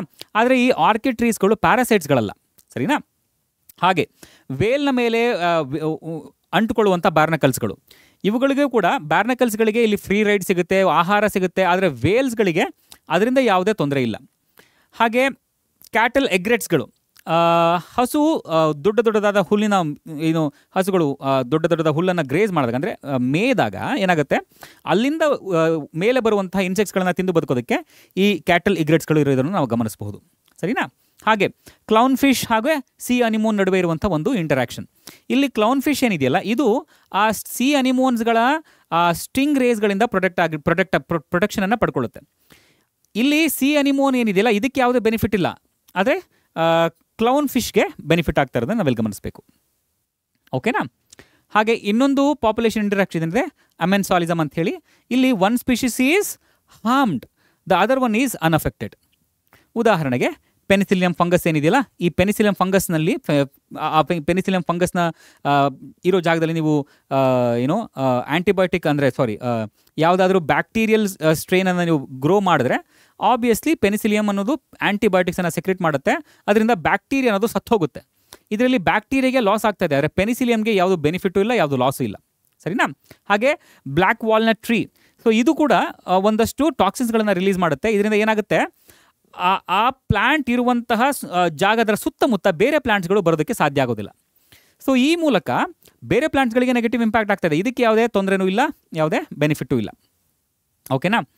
Right, okay. ಈಗ ನಾವು ನಿಮ್ಮ KCET ಎಕ್ಸಾಮಿನೇಷನಲ್ಲಿ ಕೇಳಿರುವಂಥ ಒಂದಷ್ಟು ಪ್ರಶ್ನೆಗಳನ್ನು ನೋಡ್ತಾ ಹೋಗ್ಬಿಡೋಣ. ಒಂದಷ್ಟು ಪ್ರಶ್ನೆಗಳು ಡಿಲೀಟೆಡ್ ಸಿಲೆಬಸ್ಸಿಂದ ಇರೋದು ಇದೆ, ಅದನ್ನು ಕೂಡ ನಾನು ತೊಗೊಂಡಿದ್ದೀನಿ. ಒಂದಷ್ಟನ್ನು ನಿಮಗೆ ಆನ್ಸರ್ ಮಾಡ್ಲಿಕ್ಕೆ ಬಿಡ್ತೀನಿ, ಆನ್ಸರ್ ಮಾಡಿ ನೋಡೋಣ. 2020ರಲ್ಲಿ ಕೇಳಿರುವಂಥ ಪ್ರಶ್ನೆ ಹೀಗಿದೆ: which of the following features of plant is not helpful in adapting to desert life? Desert ಲೈಫ್ನಲ್ಲಿ ಬದುಕೋದಕ್ಕೆ ಸಹಾಯ ಆಗದೇ ಇರುವಂತಹ ಫೀಚರ್ ಯಾವುದು? ನೋಡಿ, ಆಬ್ಸೆನ್ಸ್ ಆಫ್ ಟ್ರೈಕೋಮ್ಸಾ, presence of thick cuticle on the leaf surface. ಇದು of course this is an adaptation needed for desert. ಮರಳು ಭೂಮಿಯಲ್ಲಿ ಬದುಕೋದಕ್ಕೆ ಥಿಕ್ ಕ್ಯೂಟಿಕಲ್ ಇರಬೇಕು, ಹೌದಾ. ವಾಟರ್ ಲಾಸನ್ನು ಪ್ರಿವೆಂಟ್ ಮಾಡಬೇಕು, ಹೌದಾ. Leaves modified into spine, so water loss prevent ಆಗ್ತಾ ಇದೆ. ಇದು ಕೂಡ ಲೀವ್ಸ್ಗಳು ಸ್ಪೈನ್ ಆಗಿ ಮಾಡಿಫೈ ಆಗೋದು ಕೂಡ ವಾಟರ್ ಲಾಸನ್ನು ಪ್ರಿವೆಂಟ್ ಮಾಡಲಿಕ್ಕೆ. Presence of sunken stomata, water ಲಾಸನ್ನು ಪ್ರಿವೆಂಟ್ ಮಾಡಲಿಕ್ಕೆ. ಆದರೆ ಟ್ರೈಕೋಮ್ಸ್ಗಳು ಏನಿದೆಯಲ್ಲ, ಈ ಟ್ರೈಕೋಮ್ಸ್ಗಳು ಕೂಡ ಅಲ್ಲಿ ವಾಟರ್ ಲಾಸನ್ನು ಪ್ರಿವೆಂಟ್ ಮಾಡಲಿಕ್ಕೆ ಪ್ರೆಸೆಂಟ್ ಇರುತ್ತೆ. ಟ್ರೈಕೋಮ್ಸ್ಗಳು ಇಲ್ಲ ಅಂತ ಹೇಳಿದ್ರೆ ವಾಟರ್ ಲಾಸ್ ಜಾಸ್ತಿ ಆಗಿಬಿಡುತ್ತೆ. Absence of trichomes is not a helpful factor, okay, for plants living in desert area. In the following equation of Verhulst-Pearl logistic growth, again logistic growth ಅಂತ ಹೇಳಿದ್ರೆ ನಾವಿಲ್ಲಿ Verhulst ಅಗೈನ್ ಇದನ್ನು ನೀವು ಯಾವ ವರ್ಡ್ನ ಸೈಲೆಂಟ್ ಮಾಡ್ತೀರಾ ಅದು ನಿಮಗೆ ಬಿಟ್ಟಿದ್ದಪ್ಪ. ಬರಿಬೇಕಾದ್ರೆ ನೋಡಿ VERHULST, ಅದನ್ನು ನೀವು ಗಮನದಲ್ಲಿಟ್ಕೊಳ್ಳಿ. ಹಾಗೆ ಪರ್ಲ್ ಈಸಿಯಾಗಿ ನೀವು ಪ್ರೊನೌನ್ಸ್ ಮಾಡ್ತೀರಿ. ಈ ಲಾಜಿಸ್ಟಿಕ್ ಗ್ರೋತ್ನ ಈಕ್ವೇಷನ್ ಏನಿದೆ, ಇದರಲ್ಲಿ ಆರ್ ಏನನ್ನು ಸೂಚಿಸುತ್ತೆ ಅಂತ ಕೇಳ್ತಾ ಇದ್ದಾರೆ. R denotes what? dN/dt is equal to R into N ನೀವು ಕಲ್ತಿದ್ವಲ್ಲಪ್ಪ. R is what? ಪಾಪ್ಯುಲೇಷನ್ ಡೆನ್ಸಿಟಿನ? No, population density is N. Extrinsic rate of natural increase, ಇಲ್ಲಿ extrinsic rate of natural increase ಬಗ್ಗೆ ನಾವು ಈ ಚಾಪ್ಟರ್ನಲ್ಲಿ ಕಲ್ತಿಲ್ಲ. ಎಕ್ಸ್ಟ್ರಿನ್ಸಿಕ್ ರೇಟ್ ಆಫ್ ಇನ್ಕ್ರೀಸ್ ಅಂತ ಏನಿದೆಯಲ್ಲ, ಇದು ಎಕ್ಸ್ಟರ್ನಲ್ ಫ್ಯಾಕ್ಟರ್ಸ್ಗಳಿಂದ ಏನಾದರೂ ಪಾಪ್ಯುಲೇಷನ್ ಡೆನ್ಸಿಟಿಯ ಮೇಲೆ ಏನಾದರೂ ಪರಿಣಾಮಗಳು ಉಂಟಾಗ್ತಾ ಇದೆ ಅನ್ನೋದನ್ನು ಅದು ಎಕ್ಸ್ಟ್ರಿನ್ಸಿಕ್ ರೇಟ್ ಆಫ್ ಇನ್ಕ್ರೀಸ್ ಅಥವಾ ಡಿಕ್ರೀಸ್ನಲ್ಲಿ ನಾವು ಕಲಿತೇವೆ. ಆದರೆ ಇಲ್ಲಿ ನಾವು we have not discussed about extrinsic rate. Carrying ಕೆಪಾಸಿಟಿನ ನಾವು ಕೆ ಇಂದ ಡಿನೋಟ್ ಮಾಡ್ತೇವೆ. So the right answer is intrinsic rate of natural increase is the R value here. ಓಕೆನಾ, ಇಂಪಾರ್ಟೆಂಟ್ ಆಗುತ್ತೆ ನಿಮ್ಮ ಎಕ್ಸಾಮಿನೇಷನ್ ಪಾಯಿಂಟ್ ಆಫ್ ಇಂದ. The shape of pyramids reflects the growth status of the population. Identify the type of age pyramid represented below. ಈಗ ನೋಡಿ, ಇಲ್ಲಿ ತಳಭಾಗದಲ್ಲಿ ಏನಿದೆ, pre reproductive age ಇದೆ ಅಂತ ಅಂದ್ಕೊಳ್ಳಿ. ಪ್ರೀ ರಿಪ್ರೊಡಕ್ಟಿವ್ ಏಜ್ ಕಡಿಮೆ ಇದೆ, ರಿಪ್ರೊಡಕ್ಟಿವ್ ಏಜ್ ಸ್ವಲ್ಪ ಜಾಸ್ತಿ ಇದೆ, ಪೋಸ್ಟ್ ರಿಪ್ರೊಡಕ್ಟಿವ್ ಏಜ್ ಕೂಡ ಕಡಿಮೆ ಇದೆ. ಇಂಥ ಸಂದರ್ಭದಲ್ಲಿ ನಾವು ಏನಂತ ಹೇಳಿ ಕರಿತೇವೆ ಇದನ್ನು? ಟ್ರಯಾಂಗಲ್ ಇದ್ದರೆ ಗ್ರೋಯಿಂಗ್, ಬೆಲ್ ಶೇಪ್ಡ್ ಇದ್ದರೆ ಸ್ಟೇಬಲ್, ಅರ್ನ್ ಶೇಪ್ಡ್ ಇದ್ದರೆ ಇದನ್ನು ನಾವು ಏನಂತ ಹೇಳಿ ಕರಿತೇವೆ? Declining, not expanding, not ascending, not stable. ಹೌದಾ? ರೈಟ್. 20 ಕೇಳಿರುವಂಥ ಪ್ರಶ್ನೆ ಅದು 2020 identify the correct statements from the following. Cuscuta is a chlorophyllous endoparasite. ಎಂಡೋಪ್ಯಾರಸೈಟಾ ಎಕ್ಸೋಪ್ಯಾರಸೈಟಾ ಅದು? ಓಕೆ. ಅಥವಾ ಕ್ಲೋರೋಫಿಲ್ಲಸಾ ಅಂದರೆ ಅದರಲ್ಲಿ ಕಸ್ಕುಟದಲ್ಲಿ ಕ್ಲೋರೋಫಿಲ್ ಇದೆಯಾ? ಇಲ್ಲ. That's a wrong statement. The human liver fluke needs only one host to compete its life cycle. ಇದು ಕೂಡ ರಾಂಗ್ ಸ್ಟೇಟ್ಮೆಂಟೇ. The life cycle of endoparasite is more complex due to their extreme specialization. This feels correct statement. During the course of evolution, host birds' eggs have evolved to resemble the eggs of parasitic. No. Parasitic birds' eggs have evolved to resemble host birds' eggs. So ಇಲ್ಲಿ 3 ಮಾತ್ರ ಸರಿ ಅನ್ನಿಸ್ತಾ ಇದೆ. ಹಾಗಾಗಿ only 3 is the right answer. 21 ಕೇಳಿರುವಂಥ ಪ್ರಶ್ನೆ ಇದು. ಹೌದಾ? ಹಾಗೆ relate column 1 with column 2 with regard to predatory behaviour. ಓಕೆನಾ? ಓಕೆ. ಈಗ ನಮಗೆ ಕಾಲಮ್ ಎನಲ್ಲಿ ಪ್ರಿಡೇಟರ್ಸ್ ಕೊಟ್ಟಿದ್ದಾರೆ. ಹಾಗೆ ಇಲ್ಲಿ ಓಕೆ ಅವುಗಳ ಬಿಹೇವಿಯರ್ ಕೂಡ ಇದೆ. ಇಲ್ಲಿ ಕ್ಯಾಲೋಟ್ರೋಪಿಸ್ ಇದೆ, ಪಿಸಾಸ್ಟರ್ ಇದೆ, ಮೊನಾರ್ಕ್ ಬಟರ್ಫ್ಲೈ ಇದೆ, ಫ್ರಾಗ್ಸ್ ಇದೆ. ಓಕೆ. ಇಲ್ಲಿ ಈ ಕೊಟ್ಟಿರುವಂಥ ಆಪ್ಷನ್ಸ್ಗಳನ್ನು ನೀವು ಗಮನಿಸ್ತಾ ಹೋಗಿ. ಕ್ಯಾಲೋಟ್ರೋಪಿಸ್ ಎಕ್ಕದ ಗಿಡ, ಪಿಸಾಸ್ಟರ್ ಓಕೆನಾ ಯಾವುದಕ್ಕೆ ಸೂಟಬಲ್ ಆಗುತ್ತೆ? ಕ್ಯಾಲೋಟ್ರೋಪಿಸ್ಗೆ. ಇದು ನಮಗೆ ಯಾವುದು? ಮೊನಾರ್ಕ್ ಬಟರ್ಫ್ಲೈ ಏನಿದೆ? ಓಕೆ. ಫ್ರಾಗ್ಸ್ ಏನಿದೆ? ಓಕೆ. ಇಲ್ಲಿ ಫ್ರಾಗ್ಸು ಇನ್ವರ್ಟಿಬ್ರೇಟ್ಸಾ, ಪಿಸಾಸ್ಟರ್ ಇನ್ವರ್ಟಿಬ್ರೇಟ್ಸಾ? ಓಕೆ, ನೋಡೋಣ. ಕ್ಯಾಲೋಟ್ರೋಪಿಸ್ ನಮಗೆ ಗೊತ್ತಿರೋ ಹಾಗೆ ಕಾರ್ಡಿಯೋಗ್ಲೈಕೋಸೈಡ್ಸನ್ನು ಸೆಕ್ರೇಟ್ ಮಾಡುತ್ತೆ. So A is equal to 4. ನೋಡಿ, ಎ ಈಸ್ ಈಕ್ವಲ್ ಟು 4 ಎಲ್ಲೆಲ್ಲಿದೆ? ಓಕೆ, ನಮಗೆ ಇಲ್ಲೆಲ್ಲ ಸಿಕ್ತು. ಇಲ್ಲಿ ಸಿಕ್ತು. ಇವೆರಡು ಎಕ್ಸ್ಕ್ಲೂಡೆಡ್. ಡನ್. ಇಲ್ಲೇ 2 ಆಪ್ಷನ್ ಎಕ್ಸ್ಕ್ಲೂಡ್ ಆಯಿತು. ನೆಕ್ಸ್ಟು ಇನ್ಯಾವುದಿದೆ? ಪಿಸಾಸ್ಟರ್ ಈಸ್ ಇನ್ವರ್ಟಿಬ್ರೇಟಾ? ಇನ್ವರ್ಟಿಬ್ರೇಟ್ ಆಗ್ಬೋದಾ? Starfish is an invertebrate. Frog ಇನ್ವರ್ಟಿಬ್ರೇಟಾ? ಫ್ರಾಗ್ ವರ್ಟಿಬ್ರೇಟಾ, ಇನ್ವರ್ಟಿಬ್ರೇಟಾ? ಮೊನಾರ್ಕ್ ಬಟರ್ಫ್ಲೈ ಏನಿದೆ? Okay, B is equal to 2. ಅದು 2 ಕರೆಕ್ಟ್ ಇದೆ. ಮೊನಾರ್ಕ್ ಬಟರ್ಫ್ಲೈ ಏನಿದೆ? ಇದು ಯಾವುದಿದು? ಮೊನಾರ್ಕ್ ಬಟರ್ಫ್ಲೈ ಏನಾಗುತ್ತೆ? ಇದು ತುಂಬ ಟಾಕ್ಸಿನ್ಸ್ ಇರುವಂತಹ ಕೆಮಿಕಲ್ಸ್ಗಳನ್ನು ರಿಲೀಸ್ ಮಾಡೋದ್ರಿಂದ, ಸೆಂಟನ್ನು ರಿಲೀಸ್ ಮಾಡೋದ್ರಿಂದ ಅದನ್ನು ತಿನ್ನೋದಕ್ಕೆ ಆ ಬರ್ಡ್ಸ್ಗಳು ಧೈರ್ಯ ಮಾಡೋದಿಲ್ಲ. ಹೌದಲ್ವಾ? ಹಾಗಾಗಿ ಇದನ್ನು ನಾವು ಡಿಸ್ಟೇಸ್ಟ್ಫುಲ್ ಅಂತೇಳಿ ಕರಿಬೋದಾ? C is equal to 2. ಫ್ರಾಗ್ಸ್ಗಳು ದೇ ಆರ್ ಕ್ರಿಪ್ಟಿಕಲಿ ಕಲರ್ಡ್, ಕ್ಯಾಮಫ್ಲೇಜನ್ನು ತೋರಿಸುತ್ತವೆ. ಹೌದಲ್ವಾ? So A is equal to 4 correct, B is equal to 1 correct, C is equal to 2 ಎಲ್ಲಿದೆ ನೋಡಿ? ಆಪ್ಷನ್ ಬಿ ಇಲ್ಲಿದೆ. ಹಾಗಾಗಿ option B is the right answer. ಸರಿನಾ? Right. 21 ಕೇಳಿರುವಂಥ ಇನ್ನೊಂದು ಪ್ರಶ್ನೆ. Small mammals and birds are rarely found in polar regions. ಇದು again ನಮ್ಮ ಡಿಲಿಟ್ ಸಿಲೆಬಸ್ಸಿಂದ ಬಂದಿರುವಂಥದ್ದು ಪ್ರಶ್ನೆ. ದ ರೀಸನ್ ಈಸ್ ದ್ಯಾಟ್, ತುಂಬ ಸರಳವಾಗಿ ನಾನು ಹೇಳ್ಬಿಡ್ತೀನಿ. ದೇ ಹ್ಯಾವ್, ಯಾಕಂತ ಹೇಳಿದ್ರೆ ಅಲ್ಲಿ ಸಾಮಾನ್ಯವಾಗಿ ನೋಡಿ, they tend to gain, they are ನಮ್ಮನ್ನು ನಾವು ವಾರ್ಮ್ ಬ್ಲಡೆಡ್ ಅನಿಮಲ್ಸ್ ಅಂತ ಹೇಳಿ ಕರೆಯೋದು, ಬರ್ಡ್ಸ್ ಹಾಗೆ ಮೆಮಲ್ಸನ್ನು. We maintain a constant body temperature. ನಮ್ಮದು ಬಾಡಿ ಟೆಂಪ್ರೇಚರ್ ಅನ್ನೋದು ಎನ್ವಿರಾನ್ಮೆಂಟ್ ಟೆಂಪ್ರೇಚರ್ಗೆ ತಕ್ಕಂಗೆ ವೇರಿ ಆಗೋದಿಲ್ಲ. ಓಕೆನಾ? ಬಾಡಿ ಹೀಟನ್ನು ಜನರೇಟ್ ಮಾಡಲಿಕ್ಕೆ ನಾವು ಅತ್ಯಧಿಕವಾಗಿ ಎನರ್ಜಿಯನ್ನು ಸ್ಪೆಂಡ್ ಮಾಡೋಲ್ಲ ಕಂಪೇರ್ ಟು ಅದರ್ ಆರ್ಗ್ಯಾನಿಸಮ್ಸ್. ಓಕೆನಾ? ಸೊ ನಮ್ಮ ಸರ್ಫೇಸ್ ಏರಿಯಾ ಏನಿದೆ ಅದು ಜಾಸ್ತಿಯಾಗಿ ಉಳ್ಕೊಳ್ಳೋದ್ರಿಂದ, ವಾಲ್ಯೂಮ್ಗೆ ಜಾಸ್ತಿಯಾಗಿ ಇರೋದ್ರಿಂದ ನಾವು ಅಲ್ಲಿ ಬದುಕೋದಿಲ್ಲ ಅಂತ ಹೇಳಿ ನಾವು ಗಮನಿಸ್ಬೋದು. ಹೌದಾ? ಅಥವಾ ಆಪ್ಷನ್ ಸಿ ರೈಟ್ ಆನ್ಸರ್ ಆಗುತ್ತಾ ನೋಡಿ? ಕಮೆಂಟ್ ಮಾಡಿ. ವೆಯ್ಟ್ ಮಾಡ್ತಾ ಇರ್ತೀನಿ. ಅಗೇನ್ ಇದು ಸ್ಪೆಸಿಫಿಕ್ ಆಗಿ ನಮ್ಮ ಸಿಲೆಬಸ್ನಲ್ಲಿ ಈಗ ಇಲ್ಲ. Identify incorrect statement. ಅಗೇನ್ ಇಲ್ಲೂ ಕೂಡ ನೋಡಿ, ನಾವು ಕ್ಯಾಂಪ್ ಪಾತ್ವೇ ಅದ್ರ ಬಗ್ಗೆ ನಾವು ಇಲ್ಲಿ ಕಲಿತಾ ಇಲ್ಲ, ಈ ಚಾಪ್ಟರ್ನಲ್ಲಿ ಕಲಿತಾ ಇಲ್ಲ. ತುಂಬ ಬ್ರೀಫಾಗಿ ನಾನು ಹೇಳ್ತೀನಿ, ಸರಿನಾ? ಈಗ C3 plants, C4 plants, camp plants ಅಂತೇಳಿ ನೀವು ಕಲ್ತಿದ್ದೀರಲ್ವಾ? ಅದನ್ನು ಜ್ಞಾಪಕ ಮಾಡ್ಕೊಳ್ಳಿ. ಕ್ಯಾಂಪ್ plants close their stomata during their day time. Yes, they do close their stomatas during their day time. ರಾತ್ರಿ ಟೈಮ್ನಲ್ಲಿ ಅವು ಆಕ್ಟಿವೇಟ್ ಆಗಿರುತ್ತವೆ, ಸರಿನಾ? Seals have thick layer of fat to reduce body fat. ಸೀಲ್ಸ್ಗಳು, ಅದಕ್ಕೆ ಸಮುದ್ರ ಸಿಂಹ ಅಂತೇನೋ ಕರೀತಾರೆ ಅನಿಸುತ್ತೆ, ಅವುಗಳಿಗೆ ಹೆಚ್ಚಿಗೆ ಬಾಡಿ ಫ್ಯಾಟ್ ಇರುತ್ತೆ. ಕಾರಣ ಇಷ್ಟೇ, ಅವು ಕೋಲ್ಡ್ ರೀಜನಲ್ಲಿ ತಾವು ಬದುಕ್ತಾ ಇರ್ತವೆ. ಹೌದು. Lizards bask in the sun during winter. ಲಿಸರ್ಡ್ಸ್ಗಳು ಹೊರಗಡೆ ಬಂದು ತಮ್ಮ ದೇಹವನ್ನು ಒಣಗಿಸ್ಕೊಳ್ಳುತ್ತವೆ ಸನ್ ಇದ್ದಾಗ. ಹೌದು. Tribes living in high altitude have the same R B Cs count as people living in the plains ಅಂಥೇಳಿ. ಇದು ನೋಡಿ ಹೈ ಆಲ್ಟಿಟ್ಯೂಡ್ನಲ್ಲಿ ಇರುವಂತಹ ಜನರಲ್ಲಿ ಹಾಗೆ ಪ್ಲೇನ್ ಆಲ್ಟಿಟ್ಯೂಡ್ನಲ್ಲಿ ಇರುವಂತಹ ಜನರಲ್ಲಿ ಆರ್ ಬಿ ಸಿಸ್ ಕೌಂಟ್ ಒಂದೇ ಆಗಿರುತ್ತಾ?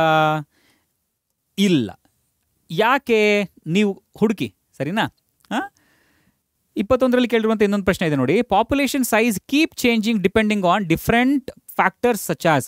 ಹೌದು, ಪಾಪ್ಯುಲೇಷನ್ ಸೈಜ್ ಅನ್ನೋದು ಫುಡ್ ಅವೈಲಬಿಲಿಟಿ ಮೇಲೆ, ಪ್ರಿಡೇಷನ್ ಪ್ರೆಷರ್ನ ಮೇಲೆ, ಅಡ್ವರ್ಸ್ ವೆದರ್ನಿಂದಾಗಿ ಚೇಂಜ್ ಆಗ್ತಾ ಇರುತ್ತೆ. ಹಾಗಾಗಿ all of the above is the right answer over here. ಹಾಗೆ 22ರಲ್ಲಿ ಕೇಳಿರುವಂಥ ಪ್ರಶ್ನೆ ನೋಡಿ. Average natality rate in our village is 25. Average mortality rate is 24. Immigration and emigration is 3 and the net increase in population. ಈಗ ನೋಡಿ ತುಂಬ ಸರಳವಾಗಿ natality ಎಷ್ಟು ಕೊಟ್ಟಿದ್ದಾರೆ? Natality is B is 25. ಆಮೇಲೆ ಮೋರ್ಟಾಲಿಟಿ ಡಿ ಈಸ್ 24. ಆಮೇಲೆ immigration I is 2. Emigration E is 3. ಸರಿನಾ? Net rate in increase. ಈಗ population density N at time T ಅಂತ ಅಂದ್ಕೊಳ್ಳೋಣ, ಸರಿನಾ? ಅಲ್ಲಿ ನಮಗೇನು ಬೇಕು? ಬರ್ತ್ ರೇಟ್ ಪ್ಲಸ್ ಇಮಿಗ್ರೇಷನ್ ಅಲ್ವಪ್ಪ. ಬರ್ತ್ ರೇಟ್ ಪ್ಲಸ್ ಇಮಿಗ್ರೇಷನ್ನು ಇದು ನಮಗೆ ಪಾಪ್ಯುಲೇಷನ್ ಡೆನ್ಸಿಟಿಯನ್ನು ಜಾಸ್ತಿ ಮಾಡಲಿಕ್ಕೆ ಸಹಾಯ ಮಾಡ್ತಾ ಇದೆ ಅಂತ ಹೇಳಿ, ಹೌದಾ? ಮೈನಸ್ ಯಾವುದಪ್ಪ? ಡೆತ್ ರೇಟ್ ಪ್ಲಸ್ ಎಮಿಗ್ರೇಷನ್, ಹೌದಾ?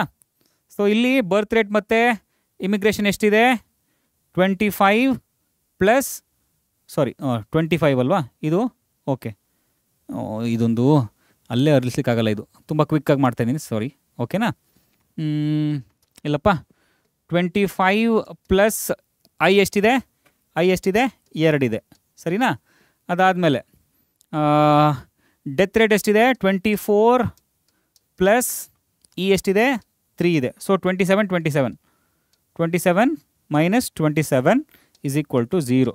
Net increase population at time T is equal to 0, ಹೌದಾ? ಈ ರೀತಿಯಾಗಿ ತುಂಬ ಸರಳವಾಗಿ ಹೇಳಿದ್ದೀನಿ. ಮುಂದೆ ಹೋಗೋಣ. Okay, the animals which are active during day time. Okay, ದಿನ ಅಂದರೆ ಬೆಳಕು ಇರುವಂಥ ಸಂದರ್ಭದಲ್ಲಿ, ಹೆಚ್ಚಿಗೆ ಬೆಳಕು ಇರುವಂಥ ಸಂದರ್ಭಗಳಲ್ಲಿ ಆ್ಯಕ್ಟಿವ್ ಆಗಿರುವಂಥ ಪ್ರಾಣಿಗಳಿಗೆ ನಾವು ಏನಂತ ಹೇಳಿ ಕರಿತೇವೆ? ನೋಡೋಣ, ಇದನ್ನು ನಿಮಗೆ ಬಿಡ್ತೀನಿ, ಕಮೆಂಟ್ ಮಾಡಿ. ಯಾವುದು? ಆಪ್ಷನ್ ಎನಾ, ಆಪ್ಷನ್ ಬಿನಾ, ಆಪ್ಷನ್ ಸಿನಾ, ಡಿನಾ? ಸಂಜೆ ಹೊತ್ತು ಆ್ಯಕ್ಟಿವ್ ಆಗಿರುವಂಥ ಜೀವಿಗಳು ಏನಂತ ಹೇಳಿ ಕರೀತಾರೆ? ಅಥವಾ ರಾತ್ರಿ ಹೊತ್ತು ನಿಮಗೆ ಈಗ ಗೊತ್ತಿರಬಹುದು, ನಕ್ಟರ್ನಲ್ ಅಂತ ಹೇಳಿ ಕರೀತಾರೆ. ಬಾಕಿ ಇಲ್ಲಿ ಯಾವುದಾದ್ರು ಹೊಸ ಪದಗಳಿದೆಯಲ್ಲ, ಯಾವುದಿರ್ಬೋದು ನೋಡಿ, ಕಮೆಂಟ್ ಮಾಡಿ, ವೆಯ್ಟ್ ಮಾಡ್ತಾ ಇರ್ತೀನಿ. 22ರಲ್ಲೇ ಕೇಳಿರುವಂಥ ಇನ್ನೊಂದು ಪ್ರಶ್ನೆ ಇದೆ. Which of the following statement is incorrect related to biomes? Again ನಾವು ಬಯೋಮ್ಸ್ ಬಗ್ಗೆ ಇನ್ ಡೀಟೇಲ್ ಆಗಿ ತಿಳ್ಕೊಂಡಿಲ್ಲ. ಈಗ ಸದ್ಯದ ಸಿಲೆಬಸ್ನ ಪ್ರಕಾರ ತುಂಬ ಬ್ರೀಫಾಗಿ ತಿಳ್ಕೊಂಡಿದ್ದೀವಿ. ಸೊ ಇಲ್ಲಿ ಬಯೋಮ್ಸ್ಗಳಲ್ಲಿ ಸಾಮಾನ್ಯವಾಗಿ ಅವುಗಳದ್ದೇ ಆದ ಒಂದಷ್ಟು ಜಿಯೋಗ್ರಫಿಕಲ್ ಕ್ಯಾರೆಕ್ಟರಿಸ್ಟಿಕ್ ಫೀಚರ್ಸ್ಗಳು ಇರುತ್ತೆ ಅಂತ ನಾವು ಕಲ್ತ್ಕೊಂಡ್ವಿ ಅಲ್ವಪ್ಪ. High temperature, minimum rainfall, help to form grasslands, variation in temperature and mean precipitation accounts for the major biomes. Okay, low temperature and less rainfall is a characteristic feature of tundra biomes. Okay, more rainfall and low temperature is the character features of desert. ಇಲ್ಲಿ ನೋಡಿ, more rainfall, ಡೆಸರ್ಟಲ್ಲಿ ಮಳೆ ಕಡಿಮೆ ಆಗುತ್ತೆ. ಓಕೆನಾ? ಮಳೆ ಕಡಿಮೆ ಆಗುತ್ತೆ, ಆದರೆ ಟೆಂಪ್ರೇಚರ್ ಜಾಸ್ತಿ ಇರುತ್ತೆ. ಎರಡು ಉಲ್ಟಾ ಆಗಿದೆ ಇಲ್ಲಿ, ಸರಿನಾ? ಹಾಗಾಗಿ ಆಪ್ಷನ್ ಡಿ ಈಸ್ ಇನ್ಕರೆಕ್ಟ್, ಸರಿನಾ? Okay, ಕಸ್ಕುಟ is an example of. Again ನಿಮಗೆ ಒಂದು ಎಕ್ಸಾಂಪಲ್ ಕೊಡ್ತಾ ಇದ್ದೀನಿ, ನಿಮಗೆ ಒಂದು ಆನ್ಸರ್ ಮಾಡ್ಲಿಕ್ಕೆ ಬಿಡ್ತಾ ಇದ್ದೀನಿ. ಇದು ನಿಮ್ಮ ಸಿಲೆಬಸ್ನಲ್ಲಿದೆ, ನಮ್ಮ ಸಿಲೆಬಸ್ನಲ್ಲಿದೆ, ತುಂಬ easy. Of course it is not predation ಅಲ್ಲ, ಬ್ರೂಡ್ ಪ್ಯಾರಾಸೈಟಿಸಮ್ ಅಲ್ಲ. ಎಕ್ಟೋನಾ ಎಂಡೋನಾ ಕಮೆಂಟ್ ಮಾಡ್ತಾ ಹೋಗಿ ನೋಡೋಣ. ಅಟ್ಲೀಸ್ಟ್ ತುಂಬ ಈಸಿಯಾಗಿ ಎ ಆರ್ ಬಿ ಅಂತ ಕಮೆಂಟ್ ಮಾಡ್ತೀವಿ, ಸರಿನಾ? ಕ್ವೆಶನ್ಗೆ, ಕಸ್ಕುಟಾಗೆ 2022ರಲ್ಲೇ ಕೇಳಿರುವಂಥ ಇನ್ನೊಂದು ಪ್ರಶ್ನೆ ಇದೆ. Maintenance of constant internal environment is called as what? Constant internal ಎನ್ವಿರಾನ್ಮೆಂಟನ್ನು ಮೇಂಟೈನ್ ಮಾಡೋದನ್ನು ನಾವು ಆಸ್ಮೋ ರೆಗ್ಯುಲೇಷನ್ ಅಂತ ಹೇಳಿ ಕರಿತೇವೆ. ಇದು salt and water balance. Thermoregulation, temperature balance, ಹೌದಲ್ವಾ? ಮೆಟಾಸ್ಟಾಸಿಸನ್ನು ನಾವು ಕ್ಯಾನ್ಸರ್ನಲ್ಲಿ ಕಲ್ತಿದ್ದೀವಿ ಅಲ್ವಾ? ಇಲ್ಲಿ ಸೆಲ್ಸ್ಗಳು ದೇಹದ ಒಂದು ಭಾಗದಿಂದ ಇನ್ನೊಂದು ಭಾಗಕ್ಕೆ ಟ್ರಾವೆಲ್ ಆಗಿ ಅಲ್ಲಿ ಕ್ಯಾನ್ಸರ್ ಸ್ಪ್ರೆಡ್ ಆಗ್ತಾ ಇರೋದನ್ನು ನಾವು ಮೆಟಾಸ್ಟಾಸಿಸ್ ಅಂತ ಹೇಳಿ ಕಲಿತೇವೆ ಅಲ್ವಾ? ಹೋಮಿಯೋಸ್ಟಾಸಿಸನ್ನು ನಾವು maintenance of constant internal environment ಅಂತ ಹೇಳಿ ಕರಿತೇವೆ. ಹಾಗೆ ಜನರಲಿ ಬೇರ್ಸ್ ಅವಾಯ್ಡ್ ವಿಂಟರ್. ಅಗೈನ್ ಇದನ್ನು ನಾವು ಆರ್ಗ್ಯಾನಿಸಮ್ಸ್ಗಳ ಕ್ಯಾರೆಕ್ಟರ್ ಫೀಚರ್ಸ್ನಲ್ಲಿ ಕಲಿತಾ ಇದ್ವಿ. ಸಾಮಾನ್ಯವಾಗಿ ಯಾವ ಸಂದರ್ಭಗಳಲ್ಲಿ ಬೇರ್ಸ್ ತಾವು ವಿಂಟರನ್ನು ಅವಾಯ್ಡ್ ಮಾಡಲಿಕ್ಕೆ ಯಾವ ರೀತಿಯಾದ ಅಡಾಪ್ಟೇಷನ್ಸ್ಗಳನ್ನ ನಾವು ತೋರಿಸುತ್ತವೆ ಅಂತ ಹೇಳಿದ್ರೆ ಹೈಬರ್ನೇಷನ್. ಓಕೆನಾ, ಚಳಿಗಾಲದಲ್ಲಿ ಅಡಗಿಟ್ಕೊಳ್ಳೋದು. ತುಂಬ ಚಳಿ ಇರುವಾಗ ಹೈಬರ್ನೇಟ್ ಆಗಿಬಿಡುತ್ತವೆ, ಸರಿನಾ. ಸೊ ಬೇಸಿಗೆನಲ್ಲಿ ಅಡಗಿಟ್ಕೊಳ್ಳೋದಕ್ಕೆ ನಾವು ಏಸ್ಟಿವೇಷನ್ ಅಂತ ಹೇಳಿ ಕರಿತೇವೆ. ವೆದರ್ ಕಂಡೀಷನ್ ಚೆನ್ನಾಗಿಲ್ಲದೆ ಇದ್ದಾಗ ಒಂದು ಜಾಗದಿಂದ ಇನ್ನೊಂದು ಜಾಗಕ್ಕೆ ಜೀವಿಗಳು ಸ್ಥಳಾಂತರ ಆಗೋದನ್ನು ನಾವು ಮೈಗ್ರೇಷನ್ ಅಂತ ಹೇಳಿ ಕರಿತೇವೆ. ಹಾಗೆ ಡಯಾಪಾಸ್ ಅಂತ ಹೇಳಿ ಇನ್ನೊಂದು ಇಲ್ಲಿ ಪದವನ್ನು ಕೊಟ್ಟಿದ್ದಾರೆ. ಸಾಮಾನ್ಯವಾಗಿ ಬೆಳವಣಿಗೆ ಹಂತದಲ್ಲಿ ಬೆಳವಣಿಗೆಯನ್ನು ಒಂದು ಮಟ್ಟಕ್ಕೆ ಪಾಸ್ ಮಾಡೋದನ್ನು, ನಿಲ್ಲಿಸೋದನ್ನು, ಟೆಂಪ್ರವರಿಯಾಗಿ ನಿಲ್ಲಿಸೋದನ್ನು ನಾವು ಡಯಾಪಾಸ್ ಅಂತ ಹೇಳಿ ಕರಿತೇವೆ. ಸಾಮಾನ್ಯವಾಗಿ ಒಂದಷ್ಟು ಇನ್ಸೆಕ್ಟ್ಸ್ಗಳಲ್ಲಿ ಇದನ್ನು ನಾವು ಗಮನಿಸ್ಬೋದು. ಇದು 2023ರಲ್ಲಿ ಕೇಳಿರುವಂಥ ಪ್ರಶ್ನೆ. ಹಾಗೆ which of the following is not a parasitic adaptation ಅಂತ ಕೇಳಿದರೆ 24ರಲ್ಲಿ. ಪ್ಯಾರಾಸೈಟಿಕ್ ಅಡಾಪ್ಟೇಷನ್ ಯಾವುದು, ಇದು ಈ ಕೆಳಗೆ ಕೊಟ್ಟಿರುವಂಥದ್ರಲ್ಲಿ ಪ್ಯಾರಾಸೈಟಿಕ್ ಅಡಾಪ್ಟೇಷನ್ ಯಾವುದಲ್ಲ ಅಂತ. Loss of unnecessary sense organ ಅನ್ನೋದು ಪ್ಯಾರಾಸೈಟಿಕ್ ಅಡಾಪ್ಟೇಷನ್, ಇದು correct. Absence of adhesive organ or suckers, ಇದು ಪ್ಯಾರಾಸೈಟಿಕ್ ಅಡಾಪ್ಟೇಷನ್ನ. ಲಾಸ್ ಆಫ್ ಡೈಜೆಸ್ಟಿವ್ ಸಿಸ್ಟಮ್, ಇದು ಕೂಡ ಪ್ಯಾರಾಸೈಟಿಕ್ ಅಡಾಪ್ಟೇಷನ್. ಇದು excuse me please. High reproductive capability, ಇದು ಕೂಡ ಪ್ಯಾರಾಸೈಟಿಕ್ ಅಡಾಪ್ಟೇಷನ್ನು. ಆದರೆ ಅಡೇಸಿವ್ ಆರ್ಗನ್ಸ್ ಅಥವಾ ಸಕ್ಕರ್ಸ್ ಅನ್ನೋದು ಪ್ಯಾರಾಸೈಟ್ಸ್ಗಳಲ್ಲಿ ಕಂಡು ಬರುತ್ತೆ, ದೇ ಆರ್ ಪ್ರೆಸೆಂಟ್. ಓಕೆನಾ. ಸೊ ಆಬ್ಸೆನ್ಸ್ ಅನ್ನೋದು is not a parasitic adaptation, confuse ಮಾಡ್ಕೊಳ್ಬಾರ್ದು, ಸರಿನಾ. ಎಕ್ಸಾಮಿನೇಷನಲ್ಲಿ ಕನ್ಫ್ಯೂಸ್ ಮಾಡ್ಕೊಂಡು ನಾವು ಆನ್ಸರ್ ಮಾಡಿಬಿಡ್ತೀವಿ ಕೆಲವೊಂದು ಸಲ.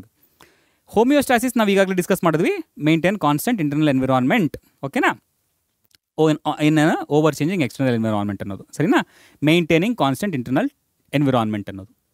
ಹಾಗೆ 24ರಲ್ಲಿ ಕೇಳಿರುವಂಥ ಇನ್ನೊಂದು ಕ್ವೆಶನ್ ಇದೆ, ಮ್ಯಾಚ್ ದ ಫಾಲೋಯಿಂಗ್ ಕೇಳಿದ್ದಾರೆ. ಟೈಪ್ 1 ಅಡಾಪ್ಟೇಷನ್ ಇದೆ ಇಲ್ಲಿ,